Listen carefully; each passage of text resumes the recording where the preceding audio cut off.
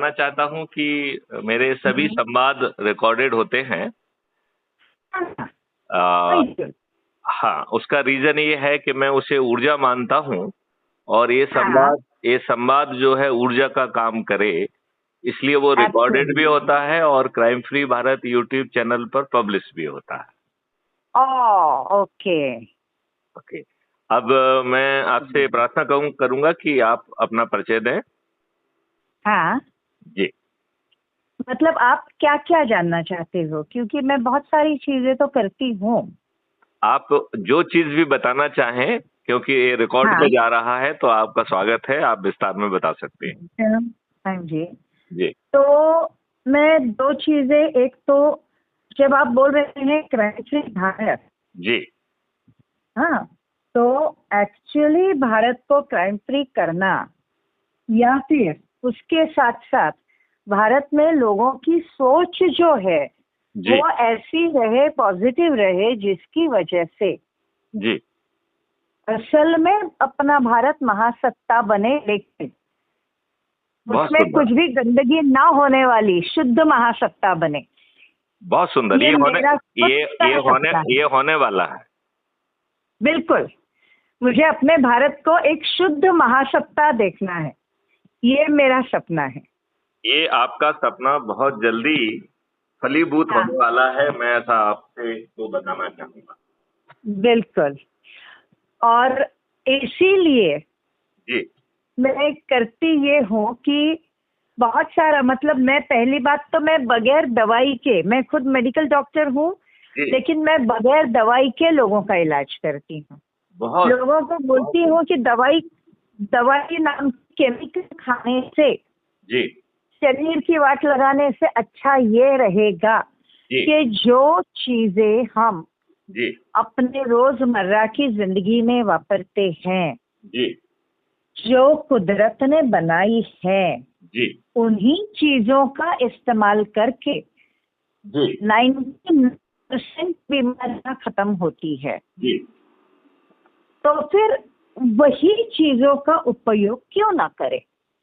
इसलिए हाँ, और इस तरीके से पिछले 35 साल से मैं लोगों का इलाज कर रही हूँ। बहुत सुंदर। और मैं फोन पे भी उनका इलाज करती हूँ, ये डिस्टेंस ट्रीटमेंट जिसको बोलते हैं, वो भी देती हूँ। बहुत सुंदर, बहुत सुंदर आपका कार्य। कोविड के समय, कोविड के समय यदि आप ने देखा होगा लोगों की कितनी पूरी बैंड बजी हुई थी। उस समय घर में बैठ के मैंने मरीजों को, मैंने फोन पे केवल कोविड या खांसी जो भी चालू हो जावे तो मैं उनको बोलती थी सिंपल, एक काकड़ी का टुकड़ा चबाते रहो मुंह में, बस। और ये करके and probably the reason behind it that it will create enough salivation that will be taking care of everything. Absolutely. और ये करके लगभग 50 पेशेंट, मैंने जो तर्क दिया है वो ठीक है? बिल्कुल बिल्कुल सही तर्क है आपका। अच्छा। क्योंकि उससे सही सलाइवेशन होता है और जो कफ सूखा होता है वो बाहर निकलता है। अच्छा, रेखा जी। जी हाँ। रेखा जी, मैं ये आपको बताना चाहूंगा कि मैंने थोड़ा सा इसमें एक्सपेरिमेंटेशन किया था और उसमें हमने नींबू के रस का उपयोग किया था। हाँ, वो भी होता है। तो काकड़ी क्यों? क्योंकि काकड़ी में बाकी टेस्ट कुछ नहीं होता है, इसलिए काकड़ी। जी नहीं, मैं दूसरी बात कह रहा हूँ। जब हमने उसको टेस्ट किया और जो उसका टेस्टिंग में हमने ये पाया कि जो पॉजिटिव टेस्ट वाला वो था सैंपल, उसमें जब हम एक ड्रॉप नींबू के रस की डालते थे तो वो सॉल्यूशन विशेट हो जाता था और उसमें कोरोना वायरस मर जाता था। ये हमने फाइंड किया। फिर हमने उसको 100 टाइम डाइल्यूट किया, तो 100 टाइम डाइल्यूटेड लेमन जूस भी कोरोना वायरस को मारने की शक्ति रखता था। फिर हमने उसमें दो चीजें और डिस्कवर की कि जब हम इसे 2 बूंद अपनी नाक में डालते हैं तो जो नाक में स्थित रिसेप्टर हैं वह विटामिन सी को सीधे they are having the capability to pass it on to the brain. Correct. तो इसमें दो फायदे मिल रहे हैं। कोरोना वायरस से आप नहीं लड़ रहे हैं, आपकी कोई दवा जो है वो ब्लड स्ट्रीम में डाइजेस्ट होकर नहीं लड़ रही है, नींबू सीधे लड़ रहा है और इंस्टेंटेनियसली उसे किल कर रहा है इन फ्रैक्शन ऑफ सेकंड। बिल्कुल बिल्कुल। अच्छा, फिर दूसरी चीज जो मुझे मतलब I learn on more on experimentation, जो क्या कहते हैं, जो वाल्व लंग्स को क्लोज करता है, I am just forgetting it's name. क्या क्या क्या? गले में जो एक वाल्व होता है जो विंड पाइप को, एयर को जो है, हाँ बराबर, वो इधर उधर वो ऐसा, वो तो मतलब it's like in short it's छोटा दरवाजे जैसा होता है। So this valve is having the characteristic, it does not allow any liquid to enter into the lungs area. Yes. But to utter my surprise, I learned then when we are putting this lemon, the moment that lemon comes in the contact of the valve, it stimulates that valve, and if any corona infection is sitting in your lungs, it immediately generates vomiting. Oh. And more the vomitings, better it is. It means your infected lungs, they are getting evacuated from infection of the corona. Absolutely. So I found that it is a big blessing in disguise. Absolutely. और यही बात है, क्या है कि nature हमें चीजें देता है और हम नेचर की चीजों को बाजू में रख के केमिकल्स के पीछे भागते हैं। नहीं, हम पीछे नहीं भाग रहे हैं। हम बोले तो आम पब्लिक जिसका ब्रेन वॉश हो चुका है कि दवाइयाँ खाओ, केमिकल दवाइयाँ खाओ, बोल दो। ओके, तो केमिकल दवाइयों के पीछे भागने वाले। मेरा एक चीज मानना ये है, being doctor, I look for corroboration from you that there is no chemical formula which is 100% safe. So any chemical molecule 100% बना। मैं एक बात बताऊं आपको जी, मैं ये कहती हूँ कि नेचर जो बनाता है जी, वो चीजें खेतों में उगती हैं जी, बराबर। तो फिर जो चीज फैक्ट्री में बनती है जी, वो नेचुरल कैसे हो सकती है? मैं आपकी ही बात को थोड़ा सा अलग लहजे में कह रहा हूँ, but I am talking exactly the same thing which you are talking of. मतलब सिर्फ शब्दों का हेर फेर है और कहने का तरीका में फर्क है, otherwise we are talking absolutely the same thing. What I am saying कि there can be no chemical molecule, as you rightly said कि it is not natural, so no chemical molecule can be 100% safe. It can be only relatively safe. Absolutely. And वो जब तक biochemical नहीं बनता और वो naturally बना biochemical नहीं बनता, तब तक सेफ हो ही नहीं सकता। बहुत सुंदर, बहुत सुंदर, बहुत सुंदर, बहुत सुंदर। तो ये तो आपका एक आयाम हुआ। चलिए, और दूसरे आयाम के बारे में बताइए। ये एक आयाम हुआ। अच्छा, इसको लेके ना दूसरा आयाम है मेरा आध्यात्मिक। ओके। आध्यात्मिक आयाम बोले तो मैं रेकी और आध्यात्मिक मेडिसिन ये चीजें तो सिखाती ही हूँ। You are talking of the reiki? Reiki therapy. Reiki therapy, touch healing. मैंने इसका लेवल 2 तक तो किया हुआ है। ओके, मैं 10वें लेवल तक लोगों को ले जाती हूँ। Wow, great, I salute you. All the 10 level. I salute you for that.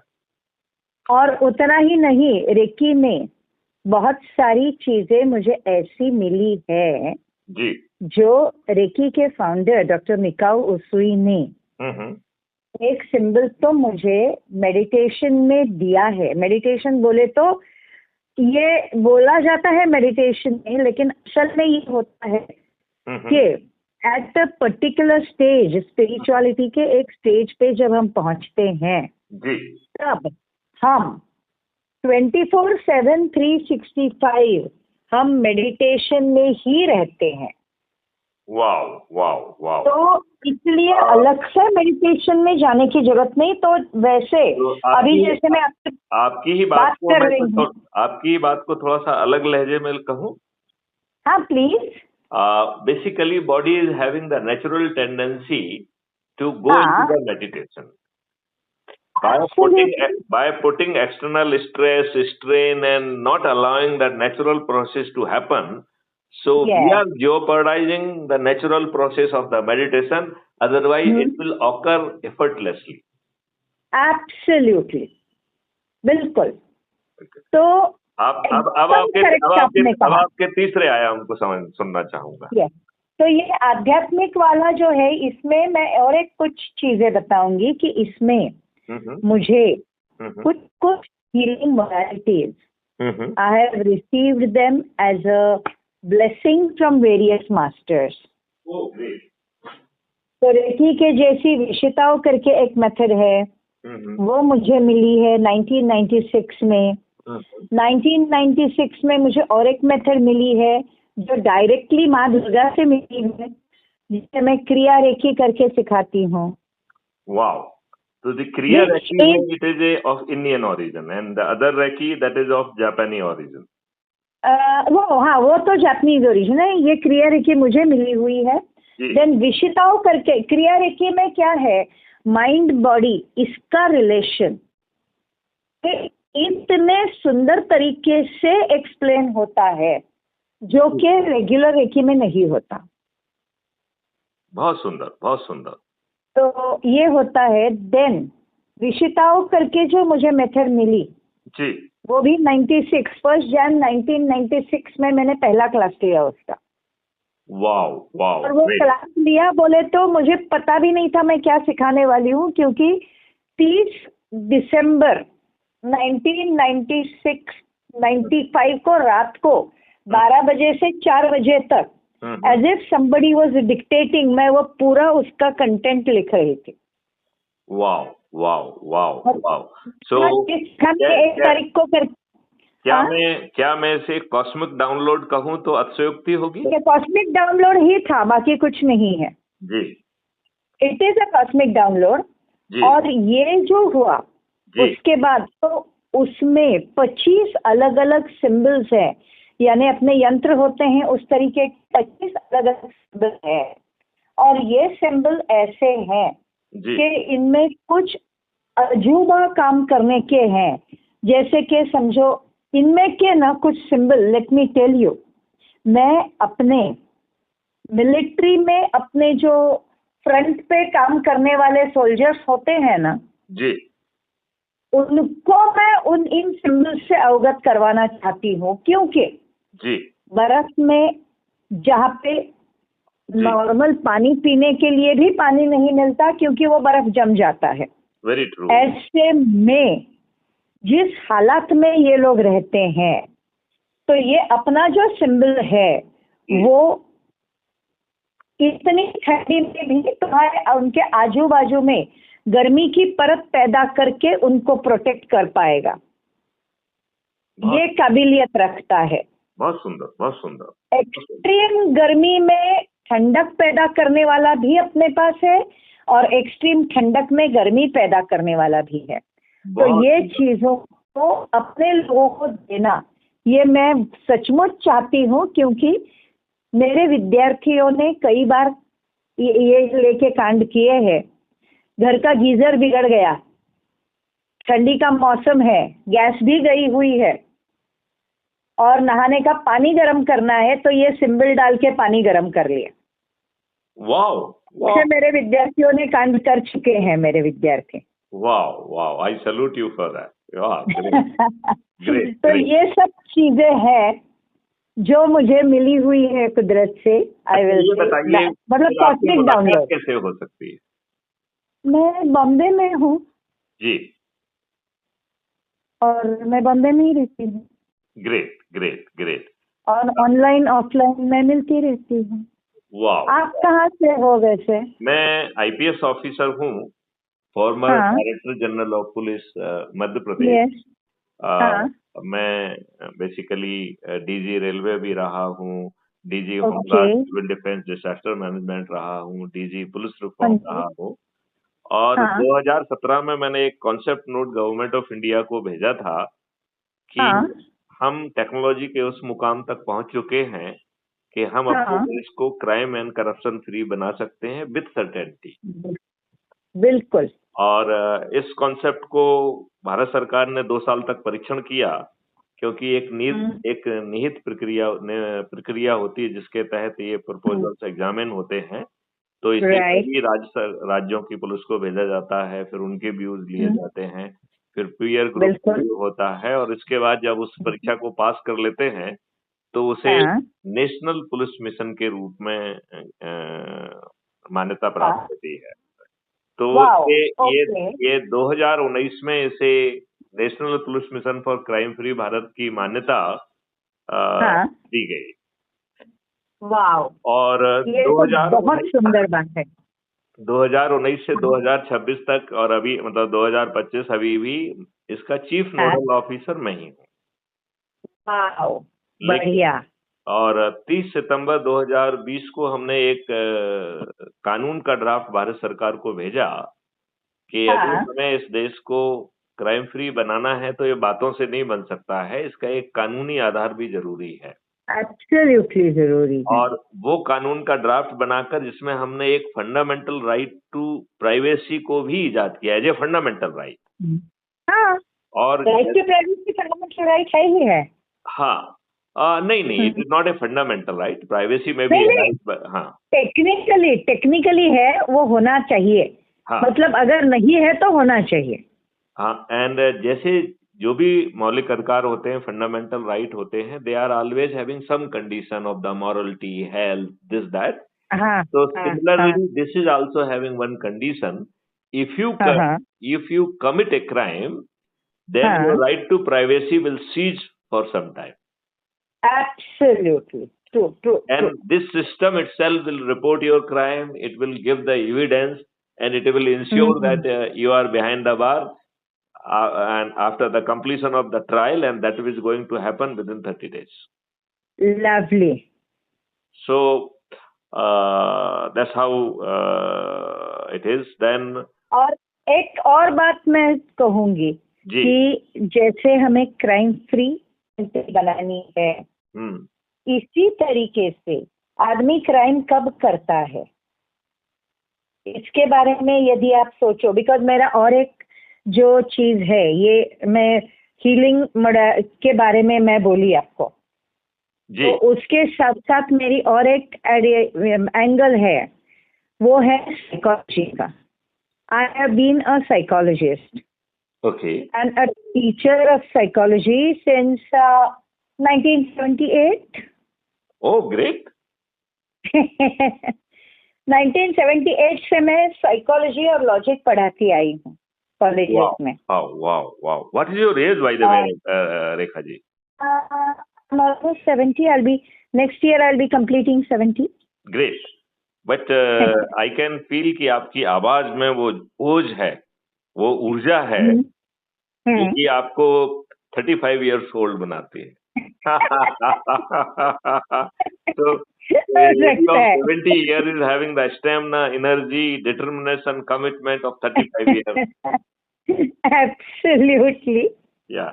So that's really very great and wonderful. Absolutely. Yeah. So psychology के हिसाब से I'll tell you, psychology सिखाई भी हूँ। साइकोलॉजी के टेक्स्ट बुक से मेरी किताबें लिखने का जर्नी शुरू हो गया। Wow. And by now I think मेरी 50 के आसपास बुक्स पब्लिश हो चुकी है, अलग अलग टॉपिक्स पे। ओके। अलग अलग सब्जेक्ट्स पे, ज्यादातर इंग्लिश में ही लिखा है मैंने। क्राइम फ्री भारत पे छोटी सी किताब लिख रहा हूँ, तो आपसे टिप्स लूंगा कि कैसे how to get it publish easily and how to really it should reach to the people, because जब लोगों तक पहुंचेगी तभी तो लोग उसके पढ़ पाएंगे और लोग उसका लाभ ले पाएंगे। लोगों तक पहुंचना तो जरूरी है सबसे पहले। जी। That is very important. तो वो गुण हम आपसे अगली वार्तालाप में वो अगले वार्तालाप में करेंगे। लेकिन आई विल टेल यू, वो ये सब करते समय मैंने एक चीज देखी, वो चीज मैंने देखी मानसिकता के बारे में, लोगों की मानसिकता। और इसीलिए मैंने एक बात देखा कि लोगों को उनका कंफर्ट जोन छोड़ के कुछ करने का मन नहीं करता कभी। उनको they do not want to take up any kind of extra efforts. Okay. And वो लोगों को ब्लेम करने के लिए सबसे आगे आ जाएंगे, दूसरों को ब्लेम करने के लिए। जी। लेकिन जी ने अब छोटी सी एक्टिविटी की, तो उस एक्टिविटी की वजह से हम समाज के लिए कितना अच्छा कंट्रीब्यूशन कर सकते हैं, इसके बारे में ये नहीं सोचेंगे। बहुत सुंदर। मतलब एक बात देखिएगा, जैसे पब्लिक ट्रांसपोर्ट में हम बोलते हैं कि पब्लिक ट्रांसपोर्ट ये जनता की संपत्ति है। जी। तो ये हमारी संपत्ति है, बसें और ट्रेनें हमारी संपत्ति है, ये बोलने के लिए आगे आ जाएंगे। लेकिन अगर बस में कहीं पे किसी सीट में थोड़ी खरोंच आई है, तो कोई औरत अगर बैठी है, जेब में जनरली औरतों के सुई धागा पड़ा ही रहता है पर्स में, तो खरोंच आई है तो उसको 2-4 टाके मार के उसको सिलाई कर देगी, तो कुछ बुरा नहीं होगा। घर में अगर हुआ तो वो करेगी, वहां कुछ नहीं करेगी। या आदमी कोई मैकेनिक भी होगा। रेखा जी, यहाँ मैं ये रेक्सिन की बात है, नहीं होता ये मैं जानती हूँ। रेखा जी, इसी को संस्कार कहते हैं। शायद हमने अपने बच्चों को अच्छे संस्कार दिए ही नहीं। या फिर कोई बंदा मैकेनिक भी होगा। आज स्थिति ये है, they are devoid of the संस्कार। हाँ, और मैं जैसे बोलती हूँ कि मैं खुद कहीं भी अगर समझो कहीं पे छोटा सा एक स्क्रू ढीला हुआ है जी, ऐसा मुझे दिखता है, तो मैं कुछ भी जुगाड़ करके वो स्क्रू को वहां पे बैठे बैठे, मैं जब तक वो बस में बैठी हूँ या ट्रेन में बैठी हूँ तब तक मैं डालती हूँ। बहुत सुंदर, बहुत सुंदर, बहुत सुंदर। क्योंकि मुझे लगता है कि मेरी तरफ से जितना हो सके ये जो देश की संपत्ति है उसकी रक्षा करनी चाहिए, ये मुझे खुद को लगता है। मैं लोगों को यही संस्कार देती हूँ, और सच कहूँ तो मेरे बच्चे भी यही करते हैं। बहुत सुंदर, बहुत सुंदर, बहुत सुंदर, बहुत सुंदर। क्योंकि उनको ये संस्कार बचपन से दिए ही गए हैं। अच्छा, मतलब यहाँ तक कि I have seen my grandson, मेरा पोता कहीं जा रहा है, रास्ते पे अगर किसी ने खाली बिस्लरी की बोतल फेंकी है तो बच्चा चलते चलते वो बोतल उठाएगा और कहाँ कचरे का डब्बा है देखेगा, उधर जाके डाल के आएगा। वाह, बहुत सुंदर।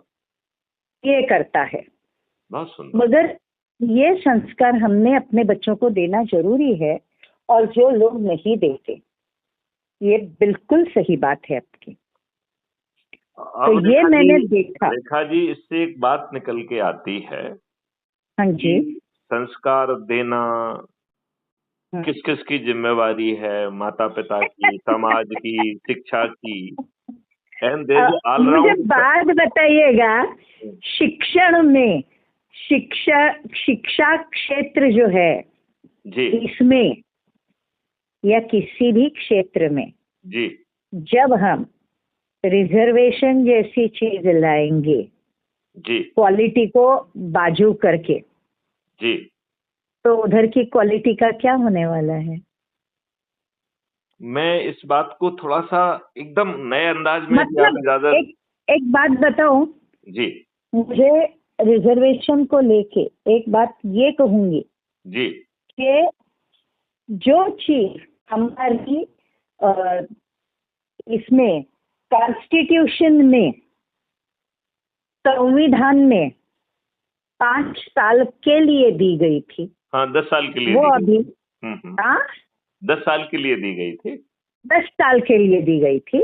हाँ। वो अभी 80 साल होने को आए इंडिपेंडेंस को, और अभी तक क्यों चलाई जा रही है? इसलिए क्योंकि हमें हर चीज वोट बैंक बनाना है। यही कारण है क्या? यही कारण है कि हमने मंडल कमीशन बनाया। मंडल कमीशन तो संविधान की व्यवस्था के विपरीत है। It is against the right of equality. एक बात बताऊं मैं आपको जी। हालांकि ये आपने कहा कि ये it is going to go on air ऐसा का ऐसा, इसलिए मैं एक स्टेटमेंट नहीं कर रही हूँ जिन्होंने जो जो किया उनकी सच्चाई के बारे में, लेकिन फिर पर्सनली मैं कभी बताऊंगी। बहुत सुंदर। क्योंकि अगर मैं वो बताऊंगी तो बहुत बड़ा बवाल खड़ा हो जाएगा, इसलिए मैं वो बात नहीं बोलूंगी। चलिए, जब आप कंफर्टेबल फील करें, जब आप कंफर्टेबल फील करेंगे मैं हमेशा कंफर्टेबल फील करूंगी, लेकिन ये बात तो फिर बवाल उठना भी तो जरूरी है। तो उठाओ बवाल।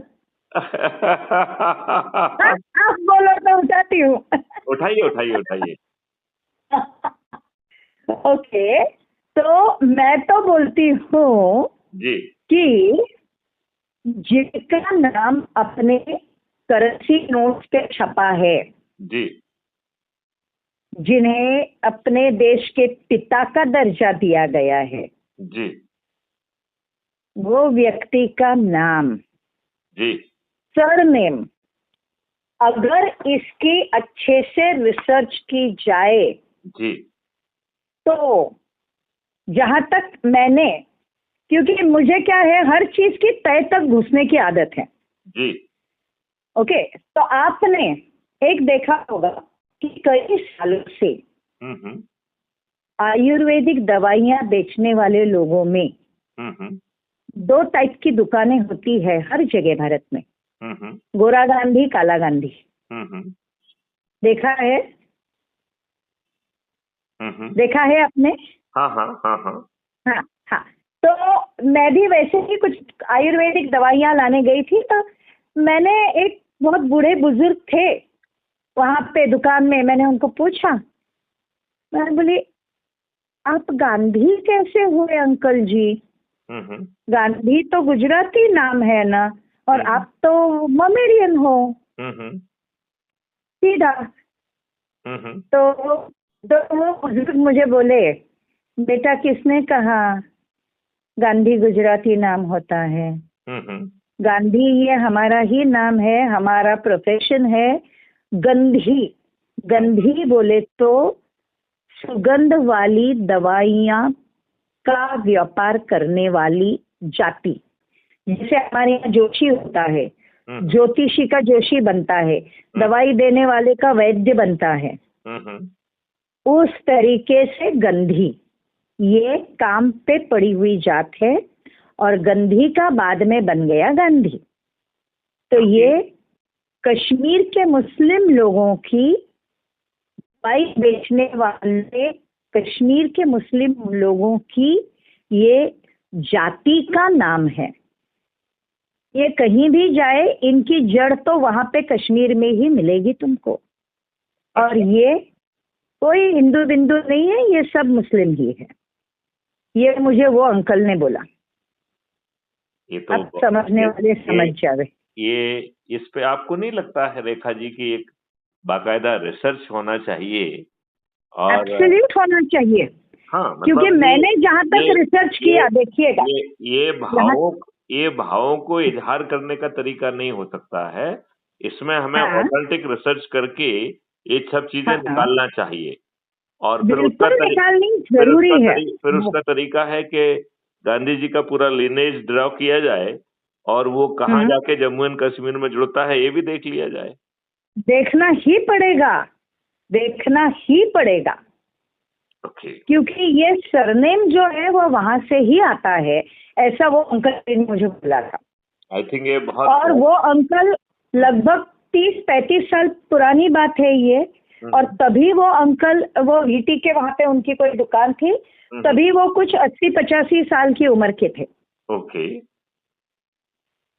तो इसलिए वो बोले कुछ नहीं, गांधी ये नाम सरनेम जो है वो हमारा ही है, कहीं और का हो ही नहीं सकता। तो जो बहुत सारे निर्णय उस समय लिए गए, जो कि कोई भी हिंदू डाइजेस्ट करने में थोड़ी दिक्कत महसूस करता है गांधी जी के निर्णयों को।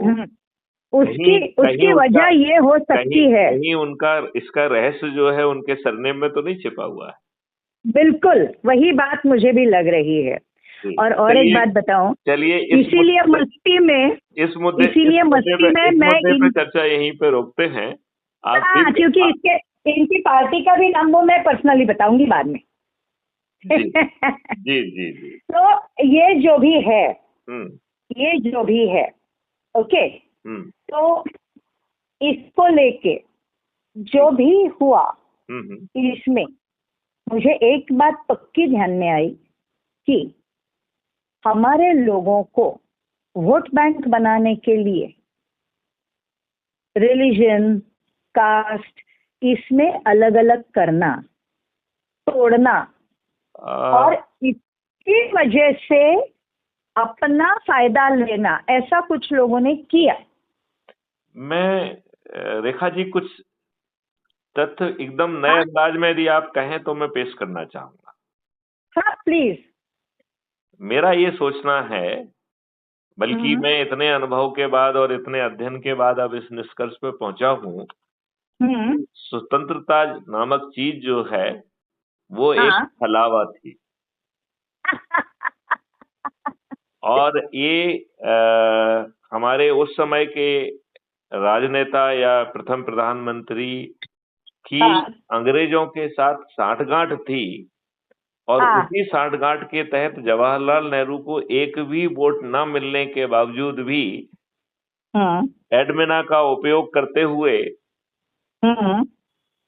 जवाहरलाल नेहरू को गांधी जी की तरफ से दबाव बनाते हुए उन्हें जो है चेयरमैन भी बना दिया गया, प्रथम प्रधानमंत्री भी बन गए और इंटरिम सरकार के प्रधानमंत्री भी बन गए वो। बिल्कुल। और एक और बताऊंगी कि उनका भी जो सरनेम था वो भी होना जरूरी है। उसके बारे में तो काफी कुछ रील्स ऑलरेडी बन चुकी है। बहुत रिसर्च होना जरूरी है, क्योंकि रील्स काफी बन चुकी है। जहाँ तक जो मुझे इन्फॉर्मेशन मिली है वो मैं कभी आपसे शेयर करूंगी। मुझे लगता है कि इस इन्फॉर्मेशन को एक विधिवत रिसर्च के रूप में स्थापित और उसका ऑथेंटिक डॉक्यूमेंटेशन और ऑथेंटिक अप्रूवल होना चाहिए। वो एक अच्छा तरीका होगा। उसके हटके कोई तरीका अच्छा नहीं होगा। तो वो क्या होगा ना, it will be really authentic. मैं कुछ पॉइंट्स आपको 1 2 3 करके रखना चाहता हूँ, यदि आप इजाजत देती हैं तो। हाँ जी। तो एक पॉइंट तो मेरा ये कहना है कि हमारे उस समय के राजनेताओं ने अंग्रेजों से साठगांठ करते हुए, देशवासियों को धोखा देते हुए, अंग्रेजों से डरे हुए अंग्रेजों से उनकी शर्तों पर सत्ता का हस्तांतरण स्वीकार किया। हाँ जी, बिल्कुल। और इस देश को 2 डोमिनियन और 565 रियासतों के रूप में स्वीकार किया। यदि सरदार पटेल नहीं होते तो ये भारत कैसा होता, इसका अनुमान बड़ी आसानी से लगाया जा सकता है। बिल्कुल सही बात है। तीसरी बात में क्योंकि हैदराबाद भी जा रहा था तभी। सभी जाते यदि बिल्कुल बताओ कि वो टाइम पे, हालांकि मैं तो पैदा नहीं हुई थी, लेकिन मेरी मम्मी बता रही थी मुझे, और मेरे मामा जी वगैरह, ये सब स्वतंत्रता का जो संग्राम होता था उसमें काफी एक्टिव पार्टिसिपेशन उनका हुआ करता था उन दिनों। मतलब यहाँ तक कि अपने नेता वगैरह जब अंडरग्राउंड होते थे तो मेरे नाना जी के घर में आके रुकते थे। मैं यही कह रहा हूँ कि लाखों लोगों ने, हजारों लोगों ने अपना बलिदान दिया। उनके परिवार ने और सब लोगों ने बहुत बड़ी यातनाएं झेली। बिल्कुल। और हमारे लोगों ने दुष्टतापूर्वक कहा, ना छुरी ना ढाल, साबरमती के संत तूने कर दिया कमाल। एब्सोल्युटली। और यही बात है और इसीलिए वो सरनेम का रिसर्च होना जरूरी है। और उस समय के जो है दुष्ट राजनेताओं ने निर्लज्जता से अंग्रेजों को वो भी जो है ना लिख के दे दिया कि सुभाष चंद्र बोस जिंदा या मृत जिस हालत में भी मिलेंगे वो इनको सौंप दिए जाएंगे। और एक ऐसी इंफॉर्मेशन है कि सुभाष चंद्र बोस को जिंदा पकड़ लिया गया और अंग्रेजों को हैंड ओवर भी किया गया, जिसमें वो भागने में पुनः सफल हुए और वो गुमनाम बाबा के रूप में स्थापित हुए। और अभी गुमनाम बाबा की बहुत सारी जो सामान जब्त वगैरह हुआ है वो सुभाष चंद्र बोस से सीधा सीधा लिंकेजेस बताता है। एनीवे, अभी उन चीजों को अभी छोड़ते हैं अपन, वो महत्वपूर्ण नहीं है। महत्वपूर्ण ये है कि 1947 में आरबीआई की बैलेंस शीट के अध्ययन से ये बात मालूम पड़ी है कि उस समय के राजनेताओं ने 700 करोड़ रुपए अंग्रेजों को आरबीआई की बैलेंस शीट से इंग्लैंड दिया गया। और इसीलिए उस समय अपनी स्वतंत्रता के पहले डॉलर की कीमत, 1 रुपया की कीमत थी $5 या $6। वो उसके बाद में धप करके गिर गई। ये पूरी दुष्टता है, इसको मैं कभी विस्तार से, क्योंकि उस समय का रेट मैंने देखा है। क्यों मालूम है? मैं यूनिवर्स से कुछ कुछ मांगती रहती हूँ जी, और यूनिवर्स मुझे देता है जी। मैं अपने लिए कुछ नहीं मांगती। मैं अपने लिए क्या मांगू? जो मुझे चाहिए वो यूनिवर्स देता ही है जी। मैं मांगती हूँ तो अपने इंडिया के लिए मांगती हूँ। बहुत सुंदर, बहुत सुंदर। तो वैसे तो मैंने मैं आपको ये बता दूं, जो हमारी बातचीत हो रही है ये भी कॉस्मिक व्यवस्था के तहत ही हो रही है। हो सकता है, बिल्कुल बिल्कुल। जब कॉस्मोस ने आपने कॉस्मोस से मांगा तो उन्होंने कहा कि मैं आपकी मैथिली ग्रुप से बात करा देता हूँ, आपके सभी प्रश्नों के जवाब भी मिल जाएंगे और समाधान भी मिल जाएगा। बिल्कुल बिल्कुल। अब जैसे 98 में, अगर आपको याद होगा, 98 के आसपास ही कभी, तो जब वाजपेयी जी की सरकार गिरी थी, 13 दिन वाली। बिल्कुल। तो उस समय मेरा कुछ ऑरा रीडिंग का क्लास चल रहा था यहाँ पे जी, और खबर आई सरकार गिरी। मैंने मेरे सारे स्टूडेंट लोगों को, बच्चे लोग को बोला, जरा वाजपेयी जी का ऑरा चेक करो, बेचारे बहुत डिस्टर्ब हो गए होंगे। मेरे सारे विद्यार्थी चेक कर रहे हैं। मैंने भी चेक किया और मिला के आदमी बड़ा शांत है, मेडिटेटिव स्टेट में है, एज इफ ही न्यू कि ये होने वाला है। हाँ ठीक है, पूरा पूरा वेल बैलेंस, जरा भी डिस्टर्बेंस नहीं था उनमें। वो लेवल में उनकी मेडिटेटिव स्टेट की देखी, I said, यार this is amazing mind control.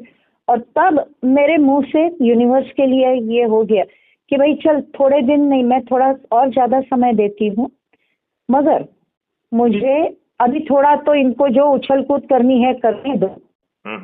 2014-15 ये टाइम पे मुझे या तो वाजपेयी या वाजपेयी से भी बेहतर ऐसी व्यक्ति प्राइम मिनिस्टर की गद्दी पे बैठी चाहिए जो ब्यूरोक्रेसी की और करप्शन की बैंड बजाए। क्या आपकी इच्छा पूर्ति हुई या आप निराश हैं? मुझे लगता है कि पूर्ति हो रही है, अच्छे से हो रही है। मैं आपकी बात से सहमत हूँ नहीं। हाँ, नहीं, मैं क्यों बताती हूँ। थोड़ा बहुत करप्शन की जड़ें इतनी गंदी फैली हुई थी कि कहीं करप्शन कांटे को कांटे से निकालना पड़ता है करके थोड़ा कुछ हो रहा है, लेकिन वो भी अभी ठीक हो जाएगा। रेखा जी, मैं इस बात से भी सहमत नहीं हूँ। मैं आपको अपने तर्कों के साथ बात आगे रखूं? हाँ प्लीज। देखिए, सभी करप्शन की जड़ राजनीति है। 100%। राइट। सही। और लेकिन राजनीति में ही रह के उसको अब मुझे थोड़ा सा 1-2 मिनट का समय दीजिए, क्योंकि मुझे उसे बिल्ड करना पड़ेगा थोड़ा सा, ठीक है ना? तो आप ये बताइए, जब इस देश के सुप्रीम कोर्ट ने और इलेक्शन कमीशन ने भी सरकार से रिक्वेस्ट किया कि जब इस देश में चपरासी बनने के लिए साक्षरता होना जरूरी है, तो कृपया नियम में ये प्रावधान कर दीजिए कि जो अच्छे चरित्र के लोग नहीं हैं, उन्हें चुनाव लड़ने की पात्रता नहीं होगी। बिल्कुल। हाँ। तो ये आपके अच्छे व्यक्ति ने ये प्रावधान करने की बजाय, आपको ये मालूम है कि 2024 में अभी पार्लियामेंट की क्या स्थिति है? नहीं, फिलहाल मुझे सचमुच पता नहीं है। मैं आपको अभी बताता हूँ। आपका जो है ना, आप बिल्कुल इतनी आश्चर्यचकित हो जाएंगी, आपको लगेगा कि आपको तो बहुत भ्रम में रखा गया है। अच्छा, ओके। देखिए, 543 के सांसदों में से 251, 46% सांसद आपराधिक रिकॉर्ड के। ये उनके अपने एडमिशन के हिसाब से। और ये तब है जब आम पुलिस वाले की हिम्मत नहीं है कि इनके विरुद्ध अपराध पंजीयन कर ले। तब स्थिति ऐसी है। और 170 सांसद ऐसे हैं जिनके विरुद्ध जघन्य अपराध है। 170। और 27 सांसद तो ऐसे हैं कि उन्हें कोर्ट से सजा मिल चुकी है। वो इन दुष्ट राजनेताओं के समर्थन से अपील की ऑक्सीजन से पार्लियामेंट में घुस गए। अरे बाप रे! तो ये अच्छे कैसे हैं? तो किसी ने मुझसे कहा कि सर छोड़िए इन बातों को, इन छोटी मोटी बातों को तो चल नहीं देते हैं। आपको मालूम नहीं, ये छोटी मोटी बातें नहीं हो सकती। नहीं, उन्होंने कहा, मैं उसको कह रहा हूँ। उन्होंने कहा, साहब देखिए, मोदी जी ने जो है 370 धारा हटा दी। तो मैंने उनसे पूछा, बेटे आपने 370 ध्यान से पढ़ी भी है? हाँ साहब, बिल्कुल पढ़ी है। तो मैंने कहा, उसका टाइटल में क्या लिखा हुआ है कि इट इज टेम्पररी क्लॉज। उसी आर्टिकल 370 में ही ये लिखा है कि इसे कैसे हटाया जाए। और हटाने के लिए उसमें 2 चीजें लिखी हैं कि कॉन्स्टिट्यूएंट असेंबली को कंसल्ट करना होगा, और फिर जो है ना, प्रेसिडेंट को नोटिफिकेशन जारी करना है। ये 2 ही चीजें लिखी हुई थी। अब यदि कॉन्स्टिट्यूएंट असेंबली का एग्जिस्टेंस खत्म हो जाए, तो ये शर्त अपने आप में शून्य हो जाती है कि नहीं हो जाती है? बिल्कुल शून्य हो जाती है। तो अब एक ही कंडीशन रह गई कि प्रेसिडेंट नोटिफिकेशन करे। जी हाँ। और प्रेसिडेंट नोटिफिकेशन कब करता है कि कोई भी मसौदा यदि कैबिनेट पारित करके भेजती है, तो प्रेसिडेंट का धर्म बनता है कि उसे नोटिफाई करे। बिल्कुल। अदरवाइज उसे पुनर्विचारण के लिए भेजना पड़ेगा। हाँ जी, हाँ जी। राइट। तो ये क्लॉज जो है आर्टिकल 370, यदि सही लोग सही तरीके से गाइड करते, तो 13 दिन की अटल बिहारी वाजपेयी की सरकार भी हटा सकती थी। इस बात से आप कहां तक सहमत हैं? मैं समझी नहीं, क्या बोले आप? मैंने कहा कि अब एक ही शर्त रह गई थी कि प्रेसिडेंट, जब कॉन्स्टिट्यूएंट असेंबली एग्जिस्टेंस में नहीं है, तो अब एक शर्त रह गई केवल कि प्रेसिडेंट नोटिफाई करे। और प्रेसिडेंट कब नोटिफाई करता है? जब कैबिनेट किसी मसौदे को अनुमोदित करके भेजती है प्राइम मिनिस्टर के माध्यम से। तो 13 दिन की जो अटल बिहारी वाजपेयी की सरकार भी मसौदे को अनुमोदित करके भेज सकती थी, जिसे प्रेसिडेंट पारित करते, तो आर्टिकल 370 हट जाता। बिल्कुल हट जाता, बराबर। तो ये जो ड्रामा नाटक किया गया, ये फालतू की बकवास थी। राइट। ड्रामा नाटक जो है, जो ड्रामा नाटक पार्लियामेंट में जनवरी 2019 में किया गया, वो भी बहुत ज्यादा चालू है। हाँ, वो सिर्फ क्रेडिट लेने की एक बड़ी बड़ी स्ट्रेटेजी थी क्रेडिट लेने की। क्रेडिट लेने की स्ट्रेटेजी है, बिल्कुल। अब इसमें एक दूसरा सेक्शन जो है आर्टिकल 35A भी जनवरी 2019 में हटाया गया। ओके। आपने उसकी बहस सुनी होगी। उस पूरी बहस के दौरान किसी भी पार्लियामेंटियन ने ये पूछने की कोशिश नहीं की कि भाई साहब ये आर्टिकल 35A तो हमारे विचारण के लिए कभी आया ही नहीं है। जब कोई चीज पार्लियामेंट के विचारण के लिए आई ही नहीं है तो वो संविधान का हिस्सा कैसे बन गई? क्योंकि जो आर्टिकल 35A है वो जवाहरलाल नेहरू ने 1954 में डॉक्टर राजेंद्र प्रसाद पर दबाव बनाकर उसे नोटिफाई कराया था। अरे बाप रे! अब आप ये बताइए, क्या देश के प्रेसिडेंट को किसी आर्टिकल को निर्माण करने की शक्ति है क्या? वो भी बिना पार्लियामेंट के? ना, बिल्कुल नहीं। तो ये बात जनता के सामने क्यों नहीं लाई गई? चलो लाते हैं अभी।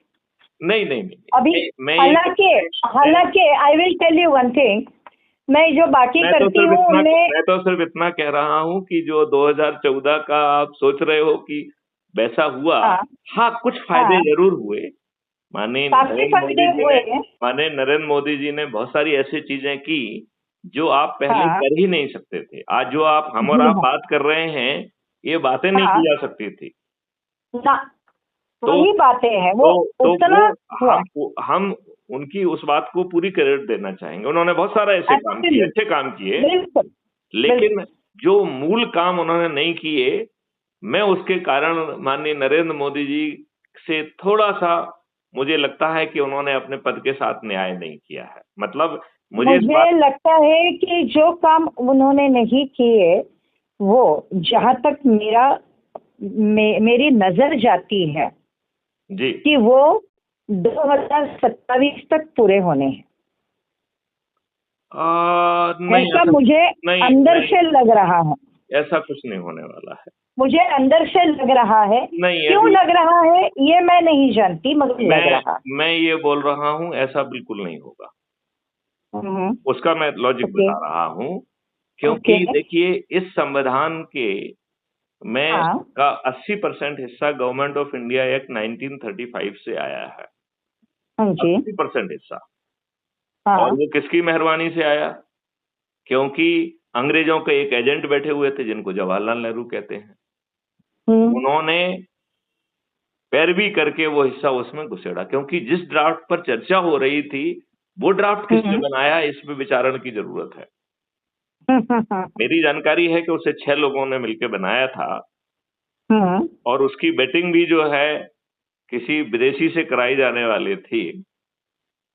आप रिसर्च करेंगी तो वो सब चीजें आपके सामने आएंगी। तो 20% हिस्सा अपन बाबा अम्बेडकर की मेहनत का हिस्सा मान सकते हैं कि उन्होंने विभिन्न देशों का संविधान अध्ययन किया और वहां के अच्छी चीजों को उन्होंने समेटा, प्रोया और अपने संविधान में लाया। इस प्रकार वो 20% हिस्सा जो है ना डायरेक्टली बाबा अम्बेडकर के लिए अपन एट्रीब्यूट कर सकते हैं। बिल्कुल। लेकिन इन राजनेताओं ने उस 20% को लेफ्ट, राइट और सेंटर वायलेट किया। यहाँ तक कि 55 कानून उस 20% के खिलाफ बना दिए। एब्सोल्युटली। अब आप ये मुझे बताइए, एक वर्शिप प्लेसेस एक्ट 1990 में बाबरी मस्जिद के कांड के बाद जो है बनाया एम नरसिम्हा राव की लूली लंगड़ी कॉलिशन गवर्नमेंट ने। राइट? इस लूली लंगड़ी गवर्नमेंट ने जो वर्शिप प्लेसेस एक्ट बनाया, ये इसमें केवल 8 सेक्शन हुआ करते थे, अब 7 ही बचे हैं। ये 1.5 पेज का एक्ट है केवल, और ये पूरी तरह से असंवैधानिक है। इसमें एक असंवैधानिक ही है। इसमें एक बात बताओ, नहीं, इसको मुझे थोड़ा सा लॉजिकल ढंग से रखने दीजिए, फिर आप प्रतिक्रिया दीजिए। हाँ जी, बोलिए।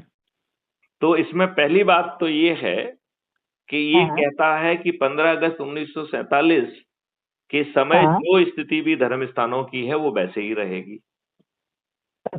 It has coined a particular date, 15th August 1947, that is on the day when there was a transfer of power.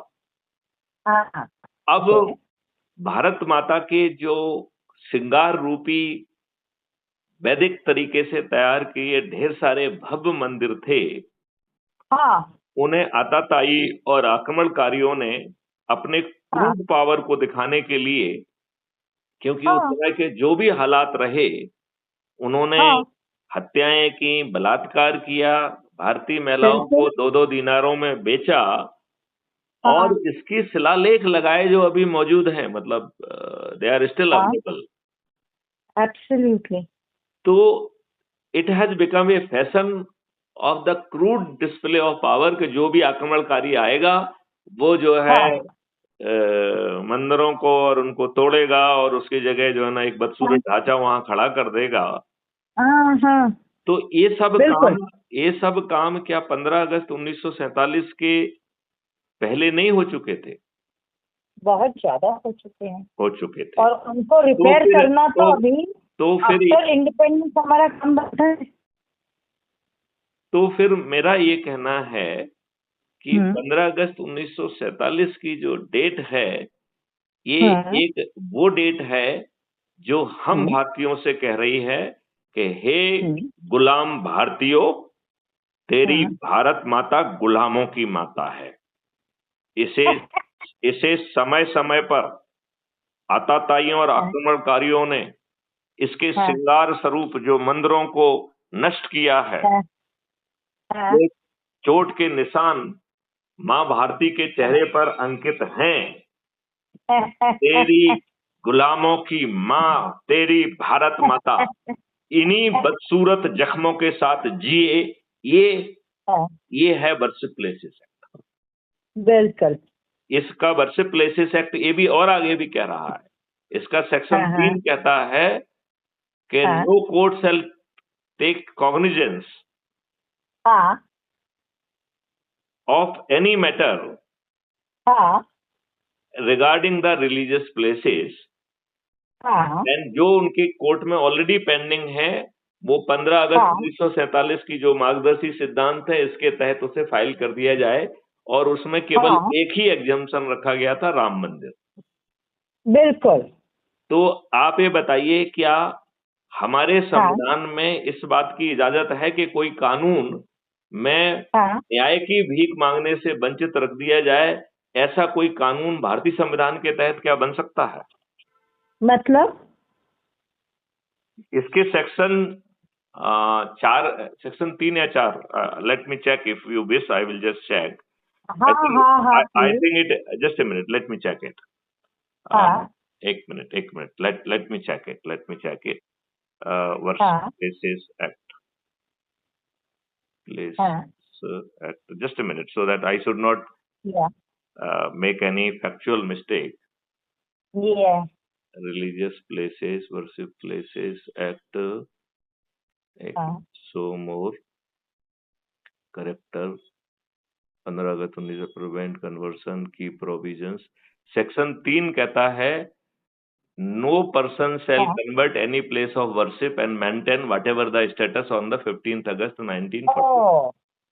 Section 4(1) कहता है declares the religious character of every place of worship shall be determined as it was on the August 15, 1947। तो अभी जो हमारे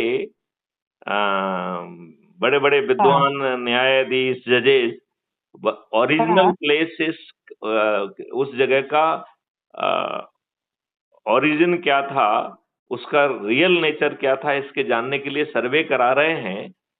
यदि वो देखा जाए तो सेक्शन 4(1) के तहत वो पूरी तरह से नियम विरुद्ध है कि नहीं है?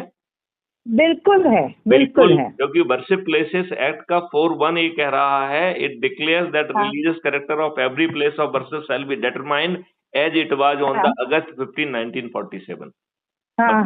मतलब यदि जो है ना ज्ञान वापी मस्जिद 15 अगस्त 1947 को मस्जिद थी तो वो मस्जिद है। वो खूब स्वयं भी शंकर का स्थान हो, वो जो है भोलेनाथ का जो नादिया बैठा हुआ है वो परफेक्टली अलाइनमेंट में है। जहाँ चाहे वो शिवलिंग के ऊपर ये लोग बुझू करते हों और उसे फव्वारा करने की कोशिश कर रहे हों, लेकिन जब तक ये एक्ट एग्जिस्टेंस में है तब तक न्यायालय का सर्वे कराने का जो भी नियम कानून है और जो सुप्रीम कोर्ट भी उसे हाँ कह रही है, ये सब एंटी लॉ है, राइट? बिल्कुल बिल्कुल। अब सेक्शन 4 कह रहा है it bars court from entertaining any suit or legal proceeding that seeks to challenge the religious character of a place of worship as it existed on 15th August 1947। मतलब यदि आप किसी प्लेस के वर्शिप के place के बारे में कोई पिटीशन लगाना चाहेंगे कि साहब ये तो फलाना है, तो कोर्ट जो है ना उसे एंटरटेन नहीं कर सकती है। और सेक्शन 5 कह रहा है कि excludes the site of the Ayodhya dispute Ram जन्म भूमि, राइट? तो बिल्कुल ये इसका वो है। अब जो है इसके कानून को ही खोल देता हूं जरा मैं 1 मिनट के लिए। एक मिनट, मैं MHA की वेबसाइट से कानून को खोल रहा हूं। तो इसका सेक्शन 1 कह रहा है कि it is A title extend the commencement of this act and so and so it extend to whole India, वो जनरल जो लिखते हैं। सेक्शन 2 definitions, सेक्शन 3 वही है जो अब मैं इसको एक्ट से पढ़ रहा हूँ। पहले जो है मैं कहीं के विवरण से पढ़ रहा था, अब मैं एक्ट को खोल के एक्ट से पढ़ता हूँ। इसका सेक्शन 3 कह रहा है bar of conversion of places of worship, no person shall convert any place of worship of any religion denomination or any section thereof into a place of worship or the different section of the religion denomination of a different religious denomination or any other section thereof। मतलब 15 अगस्त को जो था वही maintain होगा। तो तभी आताताई आए थे, लगभग 3000 मंदिरों का विध्वंस करके उनको जो है बदसूरत ढांचे में कन्वर्ट किया गया। इन लोगों ने अगर काशी विश्वेश्वर के मंदिर को भी चर्च में बदल दिया होता तो उसको चर्च में ही रखना है, ऐसा इनका दावा। कानून कह रहा है। ये कानून संविधान नहीं है, ये कानून गलत कानून है। ये कानून 1991 में M नरसिम्हा राव की लूली लंगड़ी कॉलिशन सरकार ने बनाया था। और हमारे विद्वान जो है ना नरेंद्र मोदी जी का ये 3रा सेशन हो गया, वर्शिप प्लेसेस को रिपील नहीं किया। क्या एक ही तो कहना था नहीं पड़ेगा इसको, करना ही पड़ेगा इसको। हाँ, राइट।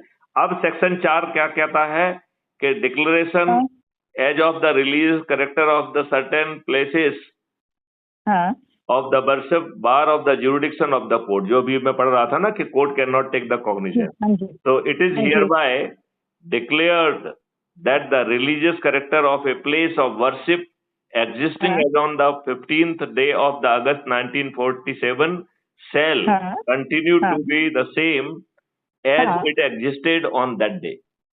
मतलब 15 अगस्त को यदि वो मस्जिद थी तो मस्जिद है, आप कुछ नहीं कर सकते हैं। और उसका 4(2) कह रहा है कि if on the commitment of this act any suit appeal और other proceeding lying in any court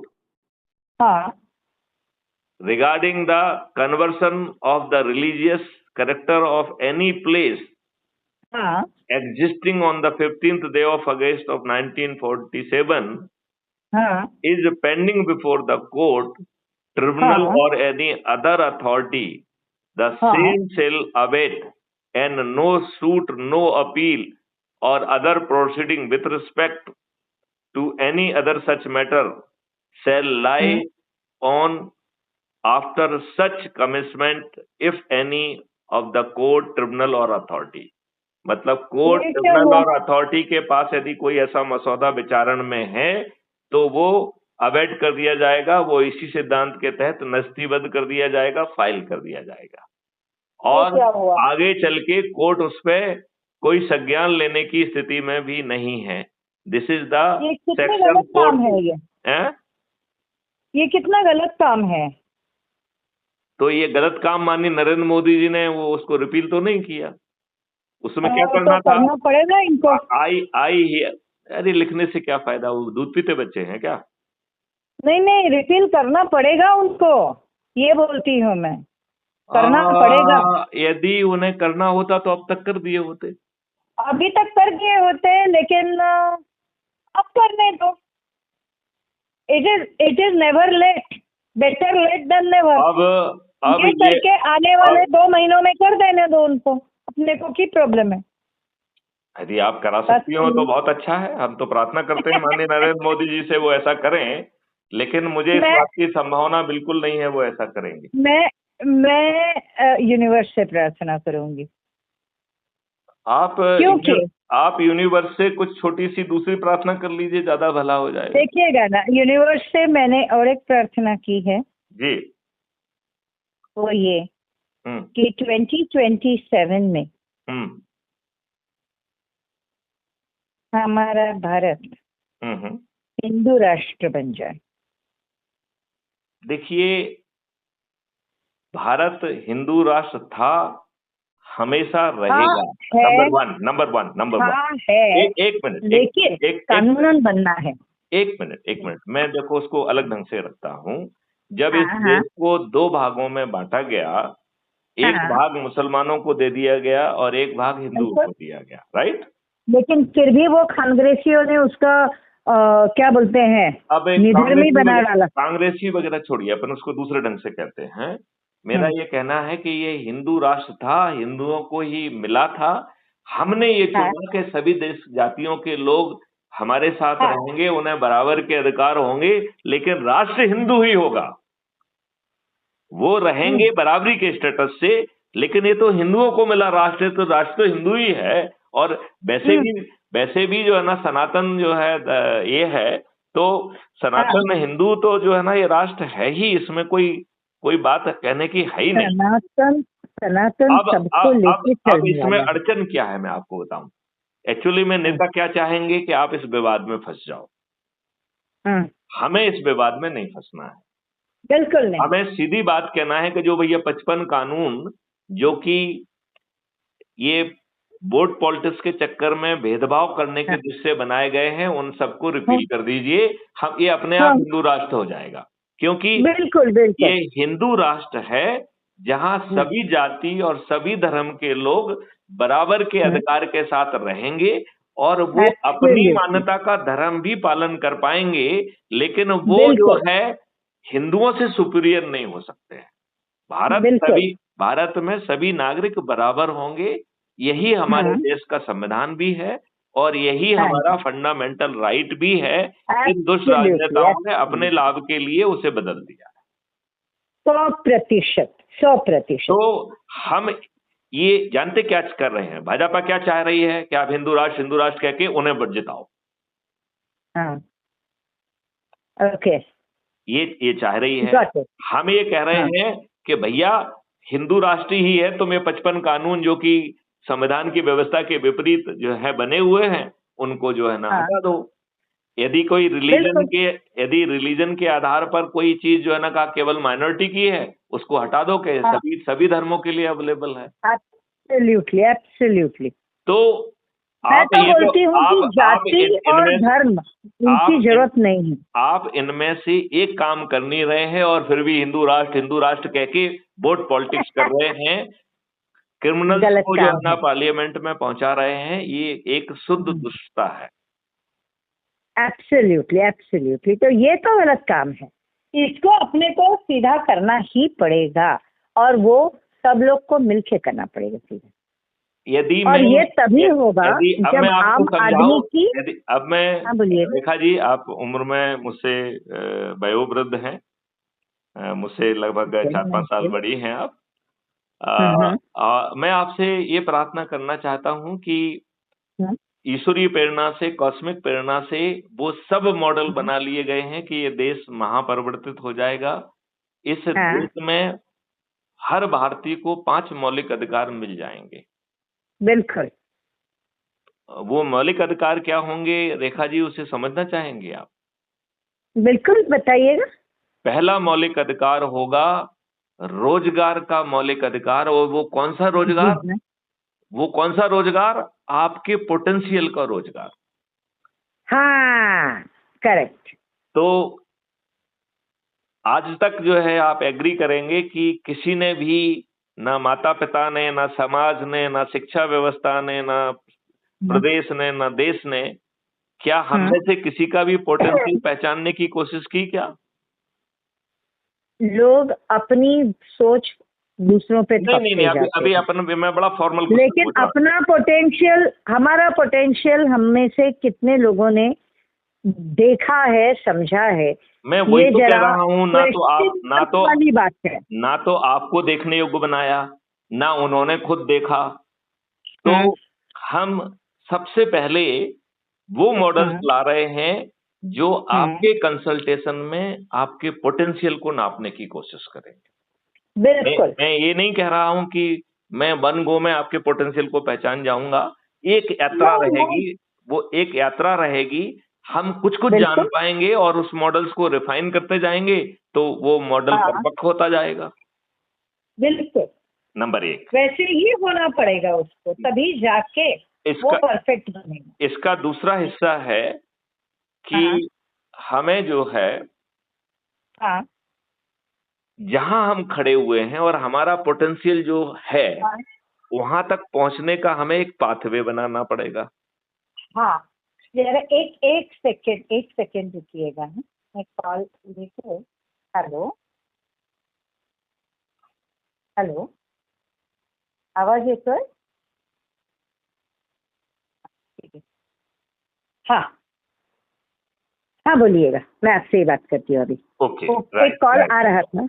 मैं उनको फोन करके केवल बोलना था, मैं बाद में बात करती हूँ करके। जी।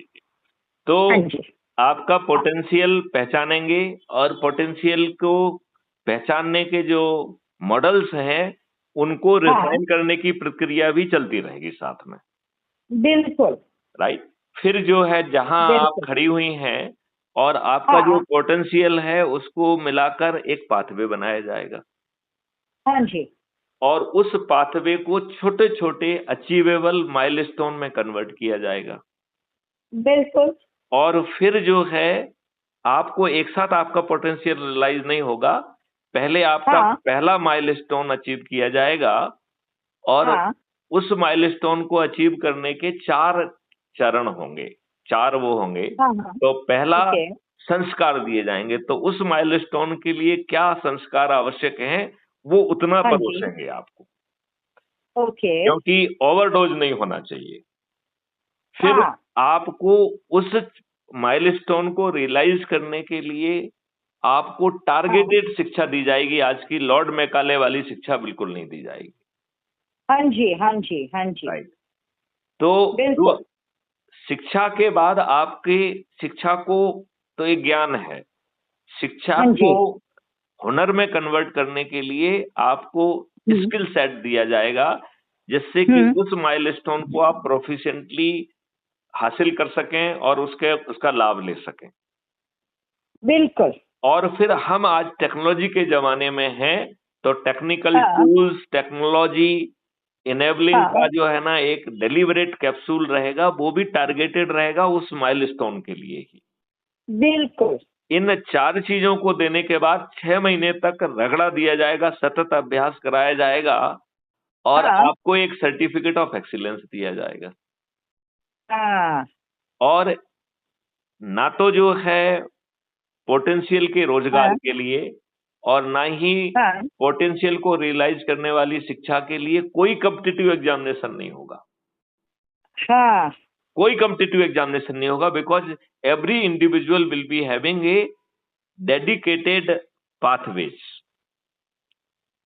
उनके कॉमन माइलस्टोन हो सकते हैं, लेकिन हर किसी का पाथवेज डेडिकेटेड है। लिहाजा everyone has to travel their own pathways, right? लिहाजा कंपटीशन के लिए कोई जगह है नहीं। There is no place for competition, right? बिल्कुल, yes. अब इसमें ये सब चीज तब भी मिलेगी जब आपके खीसे में एक पैसा नहीं, हाँ, और हमारा कमिटमेंट है कि भारत सरकार के खजाने से एक पैसा नहीं में लेंगे, हाँ, हाँ, और हमारा कमिटमेंट राइट, है कि किसी को फ्री में कुछ देंगे नहीं। हाँ, तो डॉक्टर रेखा, मैं आपसे पूछना चाहता हूँ कि हाँ। आपको मेरी बात में तो बहुत सारे कॉन्ट्राडिक्शंस दिख रहे होंगे।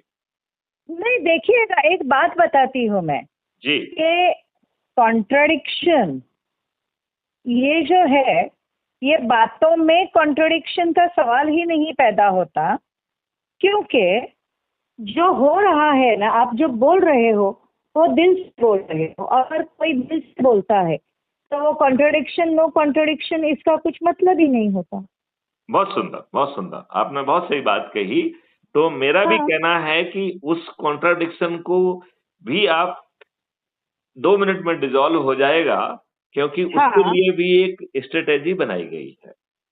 बिल्कुल। तो उसके लिए हमने एक कल्प वृक्ष अकाउंट का कॉन्सेप्ट लेके आए। जी हाँ, तो ये कल्प वृक्ष जो अकाउंट है, ये आपके हाँ, ही अकाउंट का शैडो अकाउंट है। मतलब जो आपका आज का सेविंग अकाउंट है, इसका नया नाम हमने रखा है earning account.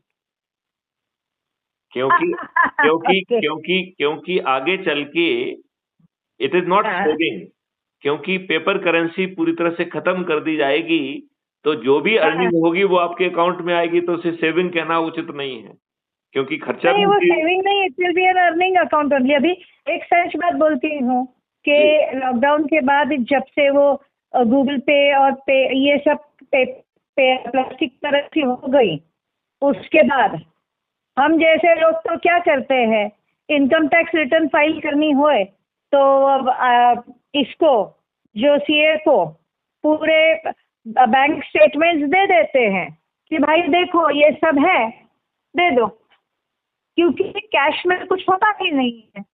Very true, very true. तो ये सिंपल सी बात होती है। तो वैसे बहुत सारे लोग जो घपले कर रहे हैं, ब्लैक मनी क्रिएट कर रहे हैं, करप्शन कर रहे हैं, वो तो सब पेपर में ही हो रहा है। हाँ, लिहाजा पेपर करेंसी को जैसे ही हम विलुप्त करेंगे, तो आपकी हाँ, 99% प्रॉब्लम विलुप्त हो जाएंगी। एब्सोल्युटली। और अभी तो आप डिजिटल ट्रांजैक्शन कर रहे हैं, हम तो डिजिटल करेंसी की बात कर रहे हैं, जिसमें बिल्कुल, बिल्कुल, बाकायदा तो और नंबर मजा आएगा। होगा, बाकायदा सब कुछ होगा, इट विल बी ट्रैकेबल, कहाँ जा रही है, तो वो एवरीथिंग विल बी हाँ, ट्रैकेबल, कहाँ पे कहाँ कंस्ट्रक्ट हुई, कैसे कंस्ट्रक्ट हुई, कहाँ ट्रेवल की, एवरीथिंग विल बी हाँ, ट्रेसेबल, राइट। एब्सोल्युटली, तो बहुत मजा आएगा वैसे। तो एआई जो है can dive into and find out कि पैसा आया कहाँ से है और कहाँ घपला किया आपने। कहाँ से आया कहाँ गया। Correct, correct, correct, correct. 100%, तो 100%। तो आपका अकाउंट दैट को is how we can make it crime free. एक मिनट, मुझे मुझे थोड़ा सा कह लेने दीजिए, क्योंकि मैं आपको जो है ना इसलिए कह रहा हूँ, क्योंकि आपके माध्यम से मैं इसे मैनिफेस्ट होते देखना चाहता हूँ। बिल्कुल, बताइएगा। तो अब वो हर व्यक्ति को हमने एक उसके ही अकाउंट का शैडो अकाउंट कल्प वृक्ष अकाउंट दे दिया, हाँ जी, और सभी कल्प वृक्ष अकाउंट एक मेगा कल्प वृक्ष अकाउंट से जुड़े हुए हैं, हाँ और जी, उस मेगा कल्प वृक्ष अकाउंट में हाँ, 3 जगहों से पैसा आ रहा है। हाँ जी, पहली बात तो है, जो आज के बैंक और फाइनेंशियल इंस्टीट्यूशंस हैं, जब हर किसी हाँ, के पास कल्प वृक्ष अकाउंट होगा, तो इनका हाँ, पैसा कहाँ खपेगा? तो इनका पैसा खपेगा कल्प वृक्ष अकाउंट के माध्यम से। बिल्कुल। मतलब आप ये इमेजिन करिए, यदि हर किसी का जो है ना कल्प वृक्ष अकाउंट है, तो वो किसी बैंक हाँ, से तो पैसे लेगा नहीं। बिल्कुल क्यों लेगा?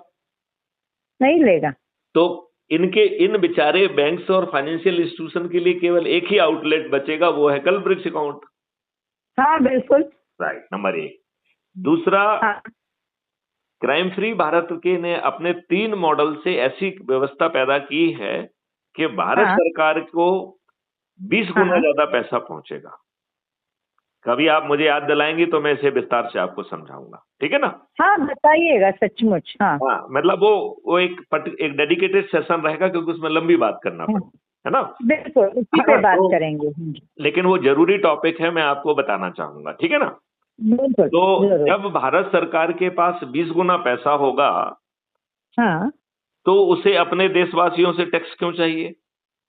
तो मैथिली ग्रुप ने कंडीशन रखी है कि भैया 5 साल के अंदर इस देश में आप किसी भी देशवासी से टैक्स नहीं ले पाएंगे, क्योंकि हम आपको तो अनाप शनाप पैसा दे रहे हैं अपने मॉडल से, तो देशवासियों से आप टैक्स नहीं ले पाएंगे। तो भारत देश में ना इनकम टैक्स होगा, ना कारपोरेट टैक्स होगा, ना जीएसटी, ना सेंट्रल, ना स्टेट। Is it clear? बहुत बढ़िया चीज हो जाएगी। अच्छा, अब जो है अधिकांश चीजें जो सरकार जो पैसा खर्च कर रही है जी, ये आज जैसे हम जैसे आईएएस आईपीएस लोग जो है ये लाट साहब बने हुए हैं, जो शोषण करना उनका जन्मसिद्ध अधिकार है, वो चाहे कुछ भी निर्णय लें, उनकी कोई अकाउंटेबिलिटी नहीं है। ये पूरी व्यवस्था बदलने वाली है। तो ये प्रशासनिक व्यवस्था बदल जाएगी, नियम कानून बदल जाएंगे, पुलिस व्यवस्था बदल जाएगी, न्याय व्यवस्था बदल जाएगी, लोगों को कोर्ट बदलनी ही पड़ेगी। मैं आपको डॉक्यूमेंट शेयर करूंगा, आपको बहुत प्रसन्नता होगी। हाँ बिल्कुल, आपको बहुत अच्छा लगेगा। उनमें से कुछ अगर इनपुट देने का मन करे तो मैं वो भी दे दूंगा, क्योंकि जैसे आप एजुकेशन के बारे में बोल रहे थे, मेरे पास एक पूरा क्या बोलते हैं ढांचा बना हुआ है, प्रोजेक्ट बना हुआ है कि भारत के हर मेट्रो सिटी के आजू बाजू 10 या 20 एकड़ के एरिया पे एक वैदिक यूनिवर्सिटी ऑफ वैदिक साइंस एंड टेक्नोलॉजी ऐसे खड़े करनी, क्योंकि अपने वेदों में जो नॉलेज पड़ा है जिसका किसी को पता ही नहीं है, और मैं ये इसलिए बोल सकती हूँ क्योंकि मैंने ऋग्वेद पढ़ा है, यजुर्वेद पढ़ा है और अथर्ववेद पढ़ा है। बहुत सुंदर, बहुत सुंदर, बहुत सुंदर, बहुत सुंदर। तो ये करना है, और कैसे करना है मेरा पूरा ढांचा तैयार है, कभी शेयर करूंगी। आपको बहुत अच्छा लगेगा कि आपके सब ढांचे राष्ट्रीय संपदा कहलाएंगे, और इन राष्ट्रीय संपदाओं को जमीन पे उतारने के लिए भारत सरकार के खजाने से एक पैसा नहीं लिया जाएगा। फैंटास्टिक। अच्छा, मैं थोड़ा सा उसके ऊपर, चूंकि आपने मुद्दा उठा दिया है तो थोड़ा सा रोशनी डाल दूंगा। बेसिकली इसके 3 कंपोनेंट होते हैं।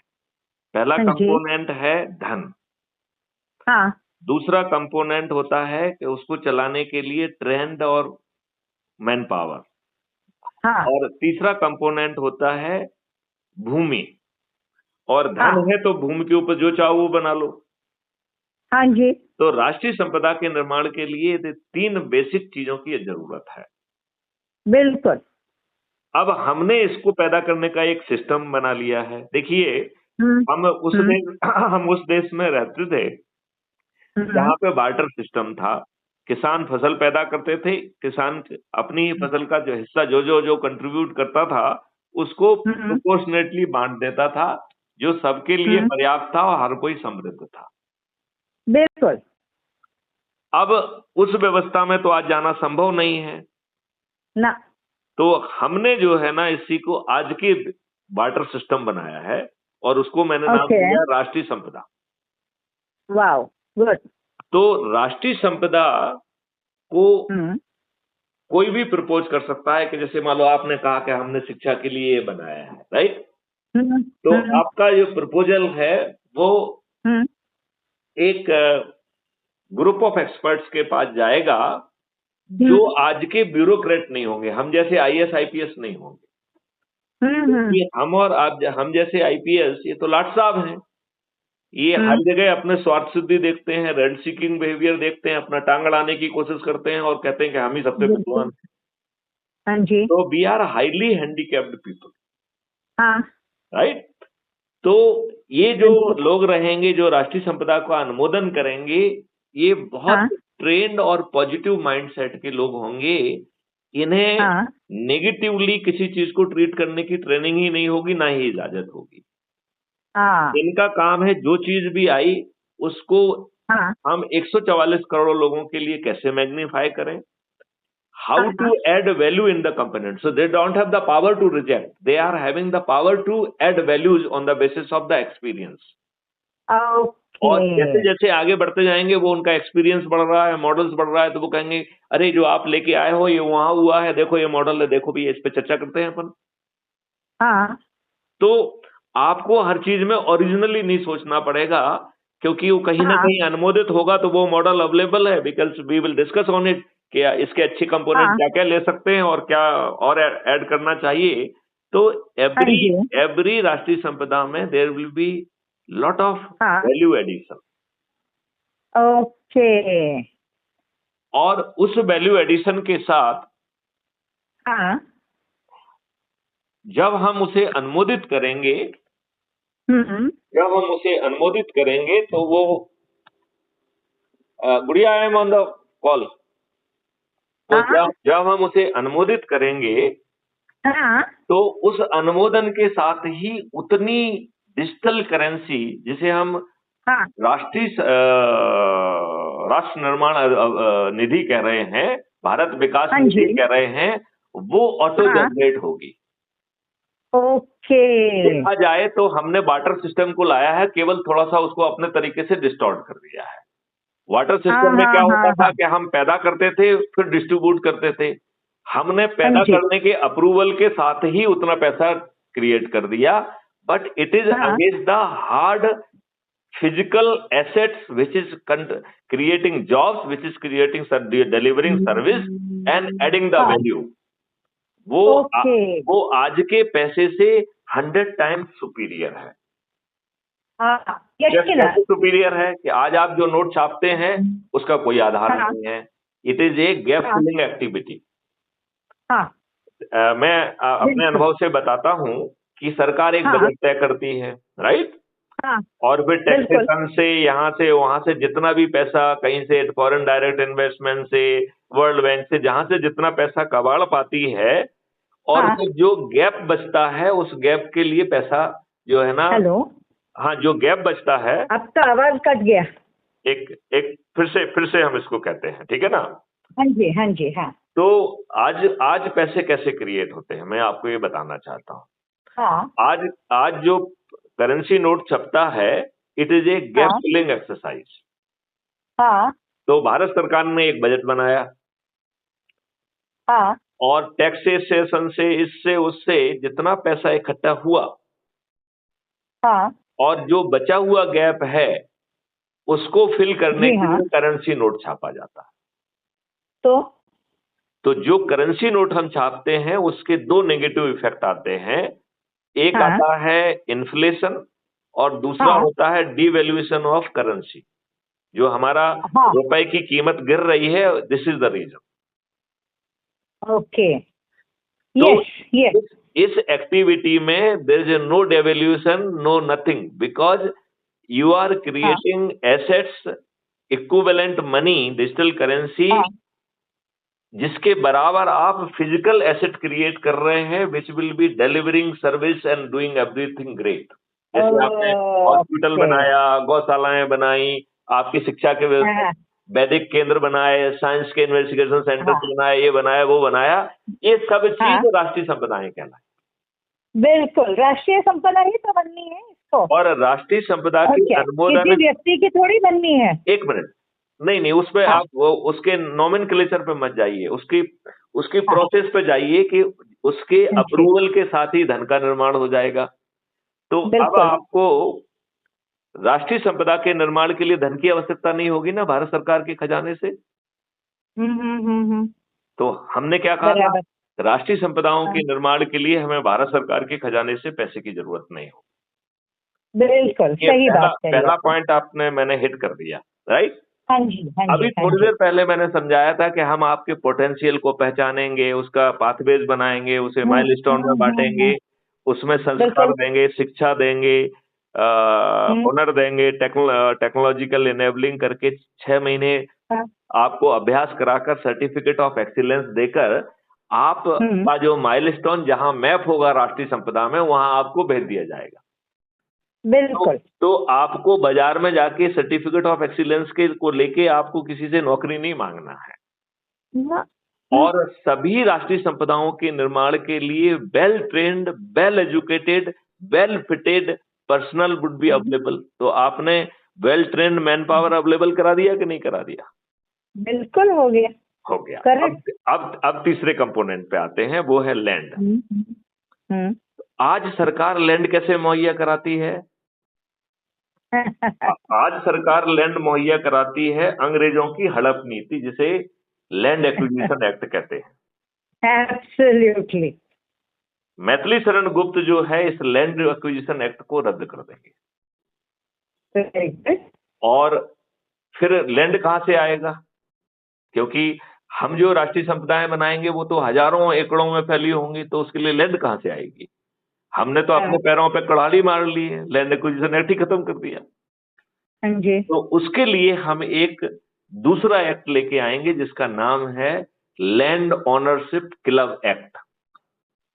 हाँ। तो इसमें nobody will be deprived of the land ownership.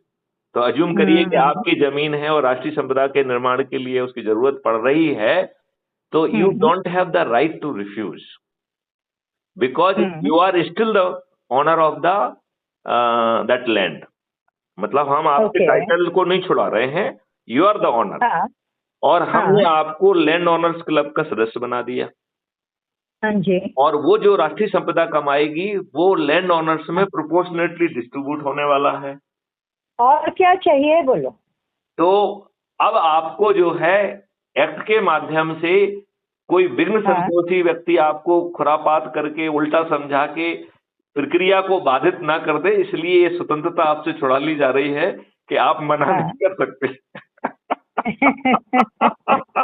बिल्कुल सही बात है। लेकिन still you will remain the owner and what ever the राष्ट्रीय संपदा will be earning, that gains will be distributed proportionately amongst the ownership club.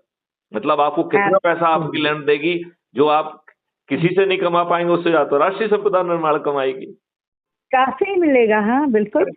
तो इस प्रकार राष्ट्रीय संपदा के निर्माण के लिए धन की पूर्ति हो गई। राष्ट्रीय संपदा के निर्माण के लिए वेल ट्रेन्ड मैन पावर मिल गया। बिल्कुल। और राष्ट्रीय संपदा के निर्माण में जितनी भी भूमि चाहिए वो सब मिल गई कि नहीं मिल गई? बिल्कुल बिल्कुल, total win win situation, 100% win win situation. तो ऐसे कॉन्सेप्ट है, ठीक है ना। अब ऐसे बहुत बढ़िया है। ऐसे ही जो तीसरा जो है हम मौलिक अधिकार दे रहे हैं वो है भोजन का। कौन सा?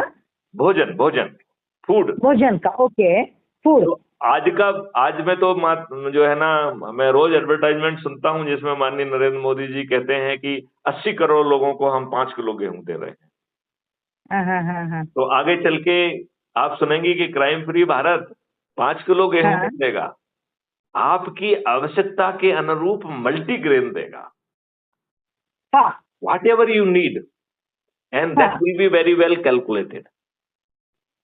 तो आपको 1 किलो चाहिए तो 1 किलो मिलेगा, और 10 किलो चाहिए तो 10 किलो मिलेगा। There is no rationing, number 1। Number 2, fundamental right to food में आपको अल्फा 2 वैरायटी का देसी गाय का दूध, दही, घी, शहद, दूध, दही, घी सब मिलेगा, राइट? Very good. फिर आपको जो है शहद मिलेगी, और वो शहद कैसी बनाई जाएगी? विभिन्न तरीके के औषधियों के बगीचों में बनाई जाएगी, तो वो शहद भी जो है ना औषधि गुण वाली होगी। वो तो बहुत, अभी आजकल बहुत सारे लोग वैसे कल्टीवेट कर रहे हैं, जो कि बहुत जरूरी है। नहीं देखो, अभी वो आइसोलेटेड एफर्ट्स में कर रहे हो, और आइसोलेटेड हो रहा है, लेकिन नेशनल लेवल पे हो जाए तो वो बहुत बढ़िया हो जाएगा। वो ये राष्ट्रीय संपदाओं के तहत होगा तो न किसी चीज की कमी नहीं है, तो बहुत अच्छा हो जाएगा वो। नहीं, आप ये बताइए, राष्ट्रीय संपदा में होगा तो फिर किसी चीज की कमी नहीं है ना। बिल्कुल, ना मैन पावर की, ना किसी चीज की कमी नहीं है, राइट? ना भूमि की कमी। बिल्कुल करेक्ट। और फिर जो है इवन जो दूध, दही, घी मिल रहा है वो भी गायों को भी कुछ औषधियां दी जाएंगी, और ये रिसर्च की जाएगी कि पर्टिकुलर औषधि को खाने वाली गाय के दूध में क्या उस औषधियों के भी गुण आ रहे हैं, क्या अमृत तुल्य तो वो है ही, क्या उसमें औषधि गुण भी आ रहे हैं। तो आने वाले समय में हो सकता है कि मिल्क में भी डिफरेंशिएशन हो कि ये देसी गाय का दूध जो है, उस गाय ने जो है ना ये औषधियां खाई हैं, लिहाजा ये इस चीज के लिए और उपयोगी होगा। बिल्कुल। ऐसा ऐसा भोजन का मौलिक अधिकार। देखो अब हर चीज में अलग, देखिए हर चीज में देखो अलग है।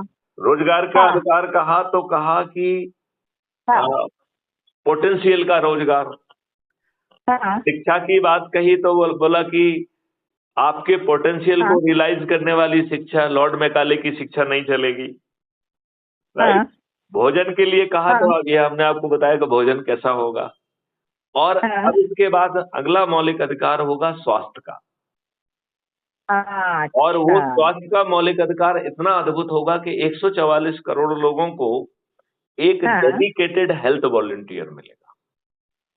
Okay, right, great. उसको वेल ट्रेंड किया जाएगा और आज जैसा आपको किसी डॉक्टर से अपॉइंटमेंट नहीं लेना होगा। सभी पैथियों के डॉक्टर्स जो है वो वेलनेस सेंटर में बैठेंगे, रिसर्च करेंगे, वहां पर औषधियों के पेड़ होंगे, वहां औषधियां बनाई जाएंगी, वहां औषधियों पर रिसर्च की जाएगी, वेल डॉक्यूमेंट किया जाएगा। ऐसे होंगे वेलनेस सेंटर। और वेलनेस सेंटर राष्ट्रीय संपदाएं हैं तो उनको बनाने में कोई भारत सरकार का धन की जरूरत नहीं है, ठीक है ना। ऐसे ही चारों तरफ लेबोरेटरीज का जाल होगा तो आज आपका जो है सैंपल दिल्ली और मुंबई नहीं जाएगा, वो आपकी गांव की ही लेबोरेटरीज में टेस्ट होगा, उधर के उधर हो जाएगा फटाक से। और वो लेबोरेटरीज भी राष्ट्रीय संपदाएं हैं तो उसके निर्माण के लिए भी भारत सरकार का खजाने से पैसा नहीं चाहिए, ठीक है ना। बढ़िया हो जाएगा यही। अब देखिए, आप बीमार हुए, आपने बटन दबाया, आपने ऐप में आपका जो डेडिकेटेड हेल्थ वॉलंटियर है वो दौड़ते हुए आपके पास पहुंचेगा। He is well trained. He will take all kind of the sample. He will do your annual medical checkup then and there. Absolutely. Right. और आपके टेस्ट जो है ना पास की लेबोरेटरी में जाएगा, आपका सैंपल शाम तक जो है ना उसका रिजल्ट आ जाएगा, रिजल्ट सीधे वेलनेस सेंटर में चला जाएगा, आपके पास भी आ जाएगा। जब वो रिजल्ट वेलनेस सेंटर में पहुंचेगा तो सभी पैथियों के डॉक्टर एक साथ बैठकर उसको स्टडी करेंगे कि बीमारी का स्टेटस क्या है। Which pathy will be the best suited to do the primary duty? वो सबसे इम्पोर्टेंट बात ये है। And which pathy we should do the secondary, which pathy should do the tertiary responsibility? Yes. That's how all the pathies will be doing a integrated service. Absolutely. ये जब होने लगेगा ना तो आदमी की हेल्थ बहुत बढ़िया हो जाएगी। अच्छा, अब और आगे चलते हैं तो वो डेडिकेटेड हेल्थ वॉलंटियर जैसे ही डॉक्टर का डिस्कशन खत्म हो जाएगा, he will reach to the मरीज के पास पहुंचेगा। तो डेडिकेटेड हेल्थ वॉलंटियर जो मरीज और उसके परिवार के लोग एक तरफ होंगे और दूसरे तरफ वीडियो कॉल पर जो है सभी पैथियों के डॉक्टर बैठे होंगे और उनके पास पूरी चीज ऑलरेडी पहुंची हुई है तो वो आपसे कुछ नहीं पूछेंगे, वो सिर्फ आपको बताएंगे कि देखिए आपका जो है ना आपकी जो है ना बीमारी का स्टेटस ये है, हम लोगों ने ये चर्चा कर ली है। Now we will be treating you in this way and सभी पैथियां आपकी सर्विस पे होंगी, नॉट वन पैथी। तो आपको ये कहने का अधिकार नहीं होगा कि मुझे तो एलोपैथी में विश्वास है, मुझे तो आयुर्वेद में विश्वास है, मुझे तो होम्योपैथी में विश्वास है। सभी पैथियां put together will be at your service in a very well coordinated fashion. So is it making some sense with you being doctor? बिल्कुल, मुझे तो बहुत इंटरेस्टिंग लग रही है बात। ओके। अब एक डॉक्टर मैं ये इंटीग्रेशन करती हूँ हमेशा। Oh great. अब 1 मिनट के लिए मान लें कि आप मरीज हैं तो डॉक्टर रेखा जी जो है भूल गई बटन दबाना और बीमारी थोड़ी सी लाइलाज हो गई, थोड़े रुके मान लेते हैं, तो सैंपल पहुंचा, पैथी वाले पहुंचे तो खट से जब आपसे वो मुखातिब होंगे वो कहेंगे मैडम आप थोड़ी सी लेट हो गई, कोई बात नहीं, बट अब कोई भी चीज जो है वो ना तो ऑटो इम्यून है ना ही कोई चीज है, अब सब चीज रिवर्सिबल है, तो don't worry we will take care of it. लेकिन अब इस स्टेज पे पहुंच गई है तो some operation is to be done, तो हम आपको एक चेकलिस्ट भेज रहे हैं, उससे आप कपड़े वपड़े जो छोटी मोटी चीजें which will put you comfortable, please arrange that.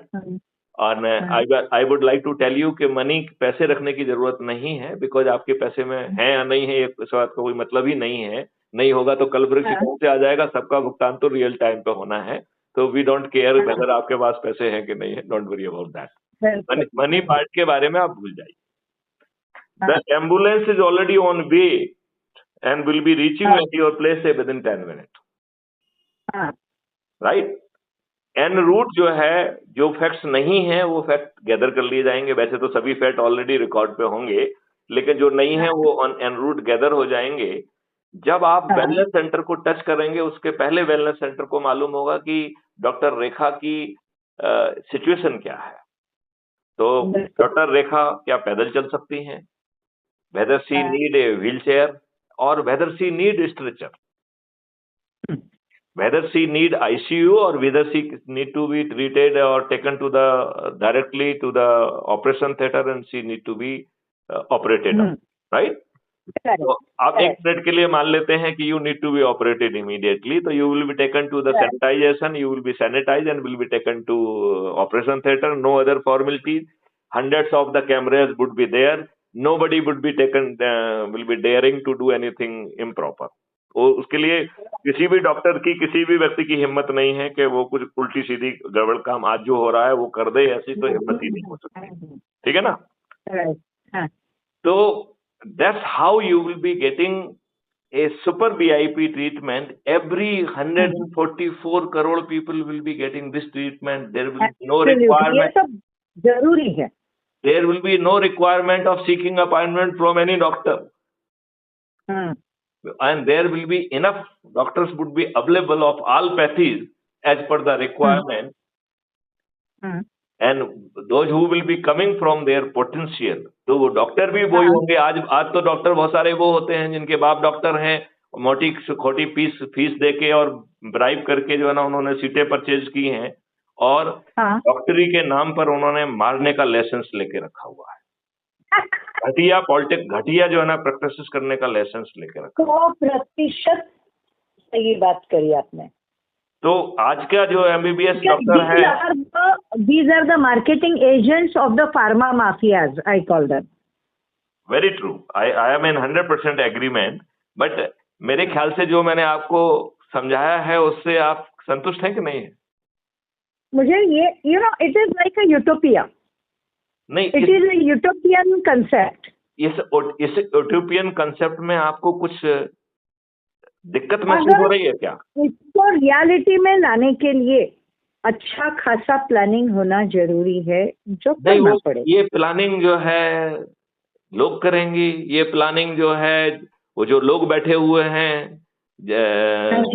अनुमोदन करने के लिए, वो they are well trained for this job. नहीं, वो लोग क्या करेंगे, छोड़ो। ये वो आज के ब्यूरोक्रेट नहीं है, वो उन्हें देखिए जो डॉक्टर रेखा की बुद्धि है। एक मिनट सुनिए मेरी बात। डॉक्टर रेखा की, एक मिनट मेरी बात सुनिए ना। डॉक्टर रेखा गई तो उनकी बुद्धि उसके पास पहुंच गई आर्टिफिशियल इंटेलिजेंस के माध्यम से, राइट। कोई मैथिली शरण गुप्त के तो उसकी बुद्धि भी पहुंच गई। तो they are repository of all wisdom across the country, across the globe. तो आप उसको आज के सिनेरियो में मत तौलिए, आप उसको विजुलाइज करिए। जिसको आप यूटोपियन कह रहे हैं, उस यूटोपियन को जमीन पे उतारने में क्या दिक्कत है? केवल एक ही दिक्कत है, ये दुष्ट राजनेता। I don't see any other reason. और हमने उन दुष्ट राजनेताओं को भी पराजित करने का सिस्टम बना दिया है। You will be surprise, I am ready with that also. Basically ये telephonic call is taking you to that journey only. Okay, मतलब this is not just to give certain idea and trying to know that के सब to earn a goodwill के सब जो है Maithili Sharan Gupt being police officer also learned and thinks about so many things, so it is not something right. It is just to convey that how we are going to transform this nation, including defeating each and every politician of the country. किसी भी राजनीतिक party का कोई भी राजनेता नहीं जीतेगा। ये मैथिली शरण गुप्त का कमिटमेंट है।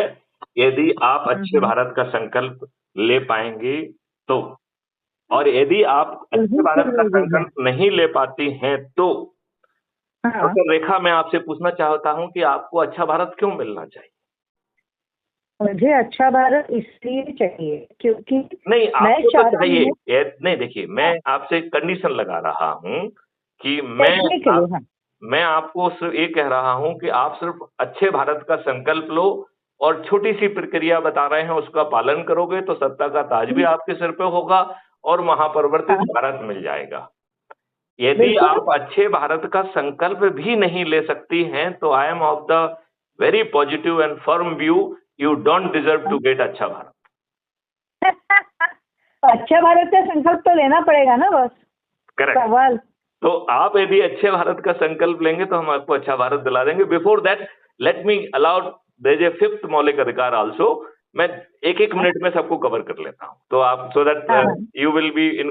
तो अभी तक अपन ने 4 अधिकारों को कवर किया है। पहला है पहले अपन ने किया पोटेंशियल के रोजगार का मौलिक अधिकार। दूसरा हम लोगों ने कवर किया पोटेंशियल को रियलाइज करने वाली शिक्षा का मौलिक अधिकार। तीसरा भोजन का मौलिक अधिकार, वो भी अद्भुत भोजन का मौलिक अधिकार। चौथा जो है स्वास्थ्य का मौलिक अधिकार। हाँ जी।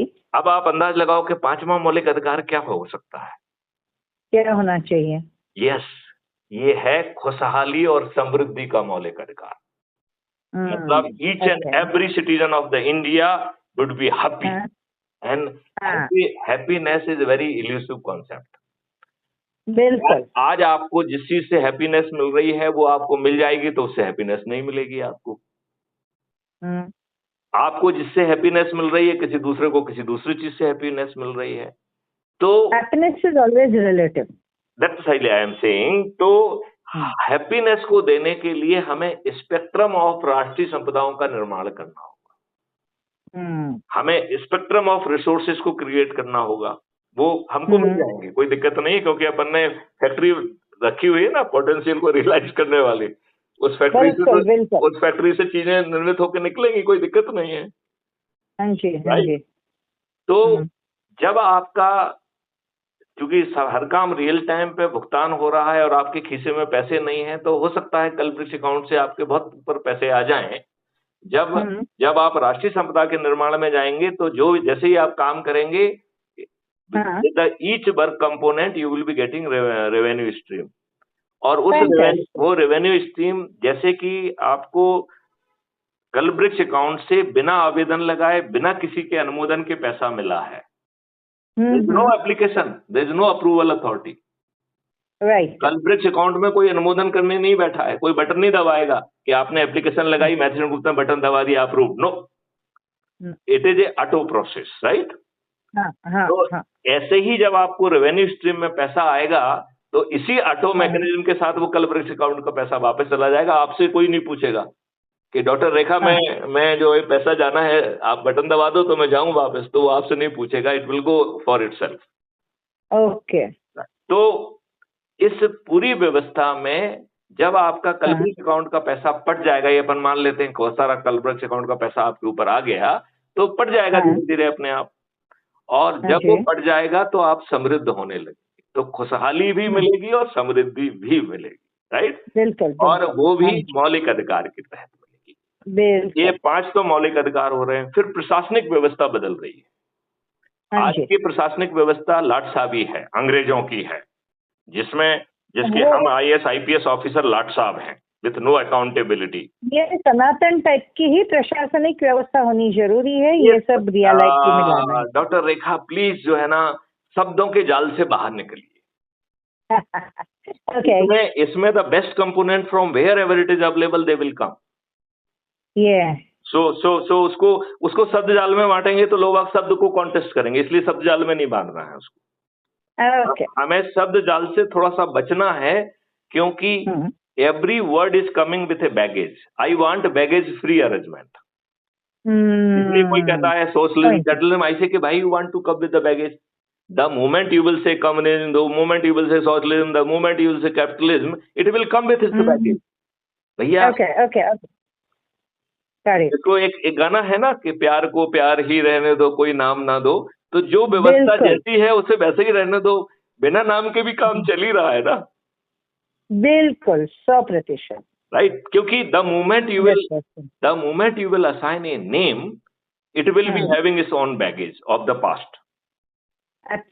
हम अपने उसको उस बैगेज से लोड नहीं करना चाहते, but that is the only reason, that's why we are having little reservation about the name you are talking of, that's all. I mean otherwise you are talking very sensible, but मेरी reservation उस इस भय से पीड़ित है basically. नहीं, और वो भय मैं समझ सकती हूँ। जी जी जी जी।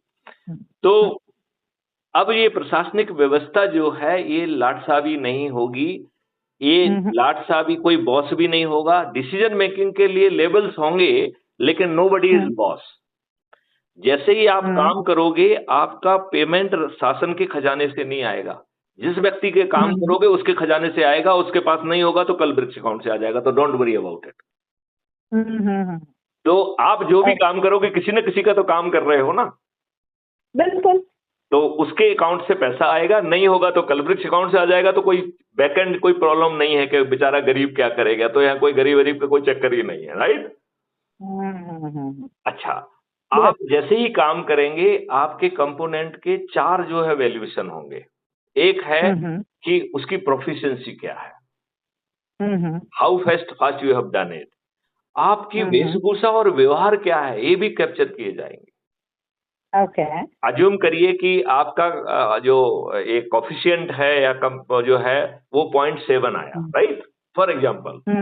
तो 1000 रुपए का आपको पेमेंट मिलना चाहिए था, और 0.7 कोफिशिएंट के कारण आपको 1000 की जगह 700 रुपए मिलेंगे। तो आप पूछेंगे 300 रुपए कहाँ जाएंगे? तो वो 300 रुपए आपके ही अकाउंट के ट्रेनिंग खाते में जाएंगे, क्योंकि आपको ट्रेन करना है ना। आपको ऐसे थोड़ी रहने देंगे 0.7 पे, आपको तो 100 पे ले जाना है हमें, और वो भी आपके ही पैसे से। बात समझ रहे हैं? तो that's how it is be. And जो ये वर्क परफॉर्मेंस कंपोनेंट होगा, इसी से इंटीग्रेटेड परफॉर्मेंस इंडेक्स बनेगी, और वही आपकी एसीआर होगी। तो आपका एसीआर कोई बॉस नहीं लिखेगा, लिहाजा आपसे सीनियर होंगे to support you in decision making, but they are not the boss, they are your सहकर्मी, वो आपके कलीग हैं।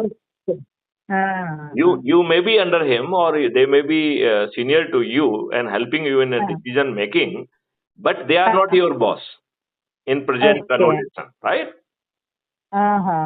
Or in majority of the cases that the people need not to come to the office of a lord. This lord will be going and doing the job at the place of the people. So एकदम बिल्कुल 24 reversal, ऐसी प्रशासनिक व्यवस्था। Do you want ये ऐसी महापरिवर्तित प्रशासनिक व्यवस्था? ये बहुत बढ़िया हो जाएगी, मगर वो आप कब तक आप सोचते हैं कि इसको हम रियलिटी में उतारेंगे? 9 दिन में संभव है, अभी उस पर भी आऊंगा मैं आपको। आज आपका काफी समय मुझे खराब करना है। मैं तो थोड़ी देर के बाद में एक ब्रेक लेके आऊं? नहीं, अब जल्दी से खत्म करेंगे। We will talk some other day, क्योंकि आई मीन रिदम में जो कहना है उसको कह देते हैं, फिर अपन मतलब इसको लंबा नहीं करेंगे, छोटे में कह देंगे। अब आपकी महापरिवर्तित पुलिस व्यवस्था, नियम कानून बदल जाएंगे, तो ये गुलामों के नियम कानून बदल जाएंगे, और जो क्राइम फ्री भारत के 5 बेसिक कंपोनेंट हैं उसके तहत जो है ना नियम कानून रिफ्रेम हो जाएंगे, और वो बड़े सिंपल हैं। हम ज्यादा चेंज नहीं करेंगे, धीरे धीरे करते रहेंगे, लेकिन अभी बहुत कम चेंज करेंगे। तो अभी 5 सर्टेनिटी के लिए पहला नियम तो ये रहेगा कि आपको अपनी रिपोर्ट लिखाने थाने नहीं जाना होगा। तो जैसे आपने बटन दबाया था तो एक हेल्थ वॉलंटियर पहुंच गया था, हो सकता है वो हेल्थ वॉलंटियर में भी a multi trained person, he may be your crime volunteer also. Fantastic, right. So he is trained, यदि वो दो चीजों का वॉलंटियर है तो he is trained in both, right. बिल्कुल, क्यों नहीं।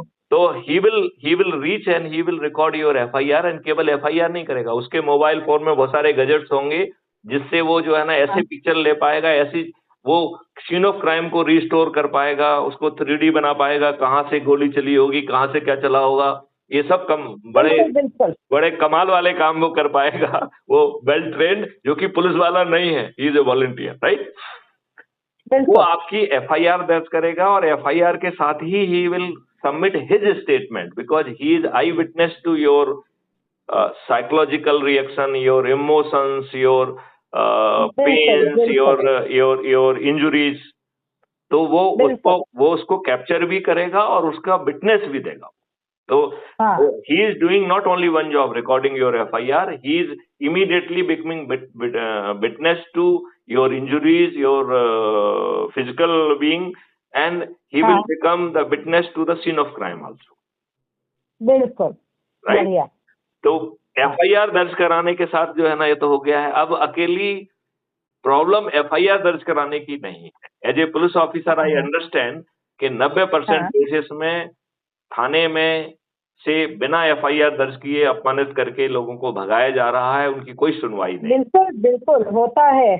मैं खुद एक जगह पे सोशल सर्विस करते समय मुझ पे और मेरी एक असिस्टेंट पे कुछ उधर के एनकाउंटर्स ने हमला किया था और उधर के हमलावरों ने जो हमला किया, टैक्सी की चाबी खींच के टैक्सी को रुकवा के और हमको भी गाड़ी से बाहर निकालने की कोशिश की। मैं YouTube लाइव पे आ गई, इसलिए हम लोग सुरक्षित बचे।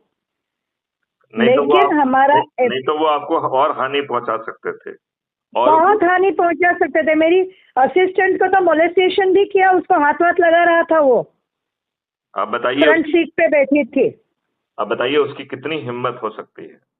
और यदि उसको मैंने कैमरा ऑन करने के बाद वो भी वीडियो में नजर आ रहा है। उसके बावजूद पुलिस स्टेशन ने क्या लिखा कि हमला करने वाली औरतें थी। सोचो, NC लिख ली पहले, वो भी पहले लिखनी नहीं थी। जब कमिश्नर से प्रेशर आया तब NC लिख ली। उसके बाद वापस से हम गए और फिर जॉइंट कमिश्नर ने लॉ एंड ऑर्डर के उनको DCP को बोला कि डिपार्टमेंट की नाक मत कटवाओ। उसके बाद FIR ली, वो भी केवल राइट केस लिखा है। अब बताइए, तो एक प्रॉब्लम और वो भी ऐसी व्यक्ति के लिए जिसने पुलिस डिपार्टमेंट के साथ महिला दक्षता समिति में 15 साल तक काम किया है। वाह!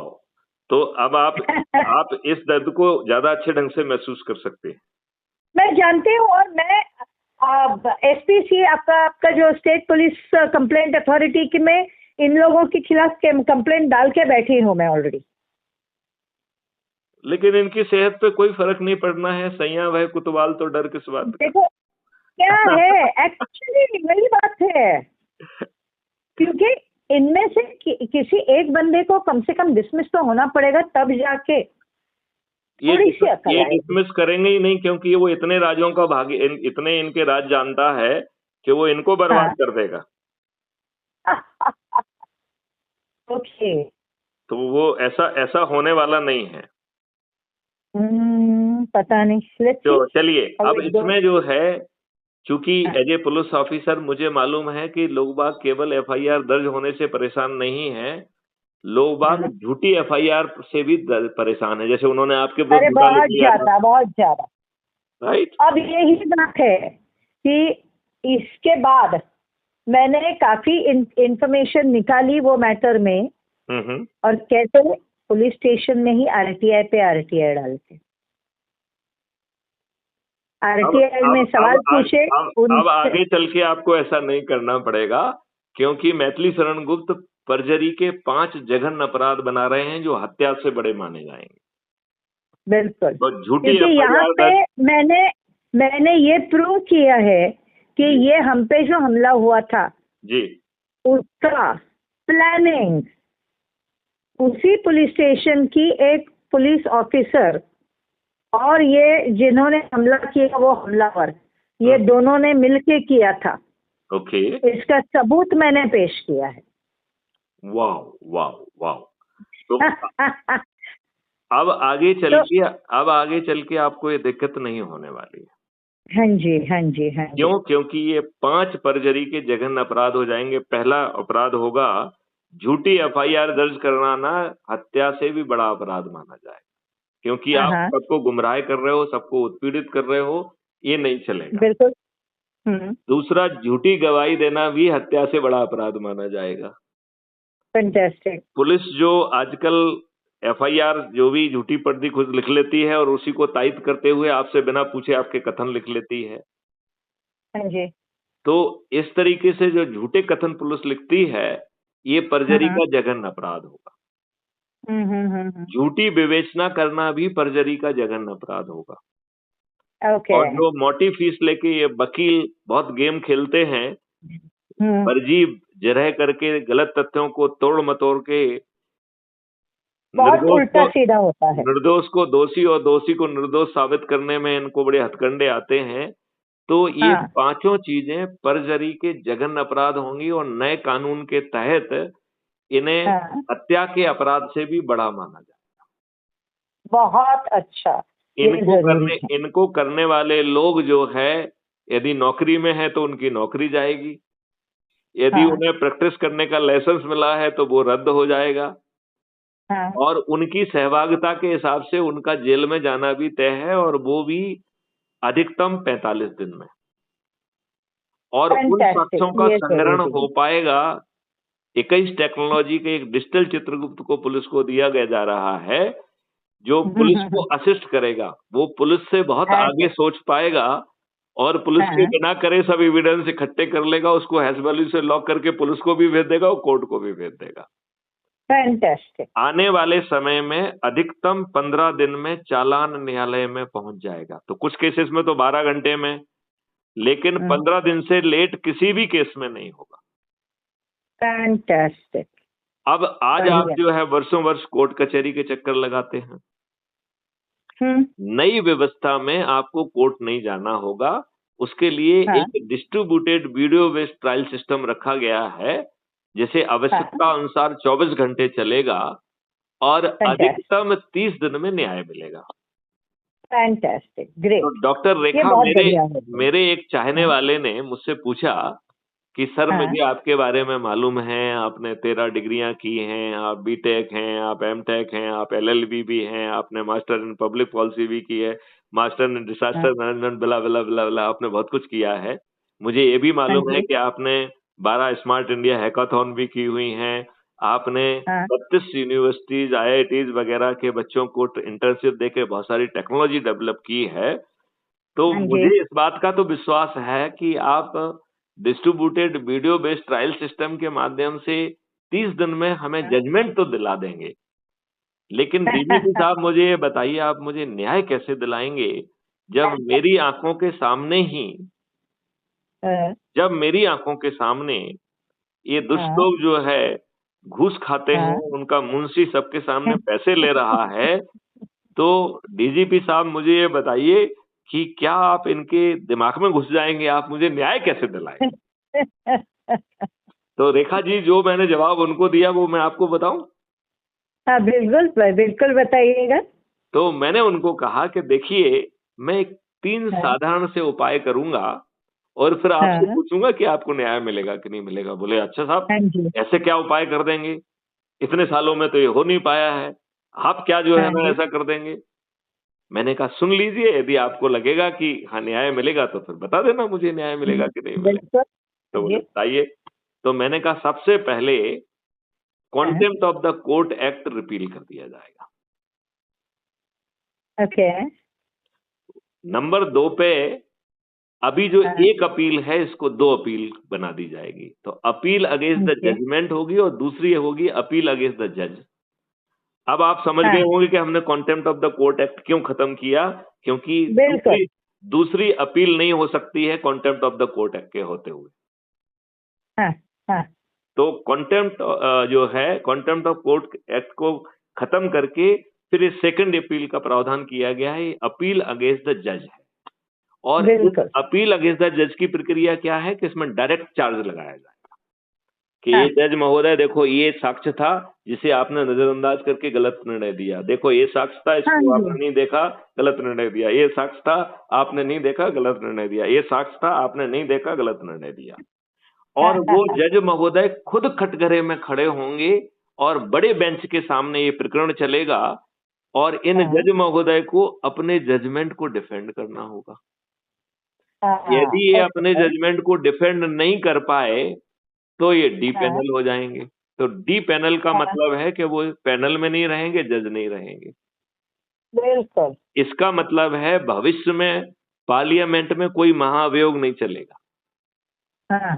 कोई गलत निर्णय कर दे और उसे डिफेंड ना कर पाए, बाहर हो गया, महाभियोग की क्या जरूरत है? बिल्कुल। राइट। अब तीसरा जो प्रावधान ये है कि आप डीपेनल तो हो ही गए हैं, साथ में आपको गलत निर्णय देने के लिए आर्थिक हर्जाना देना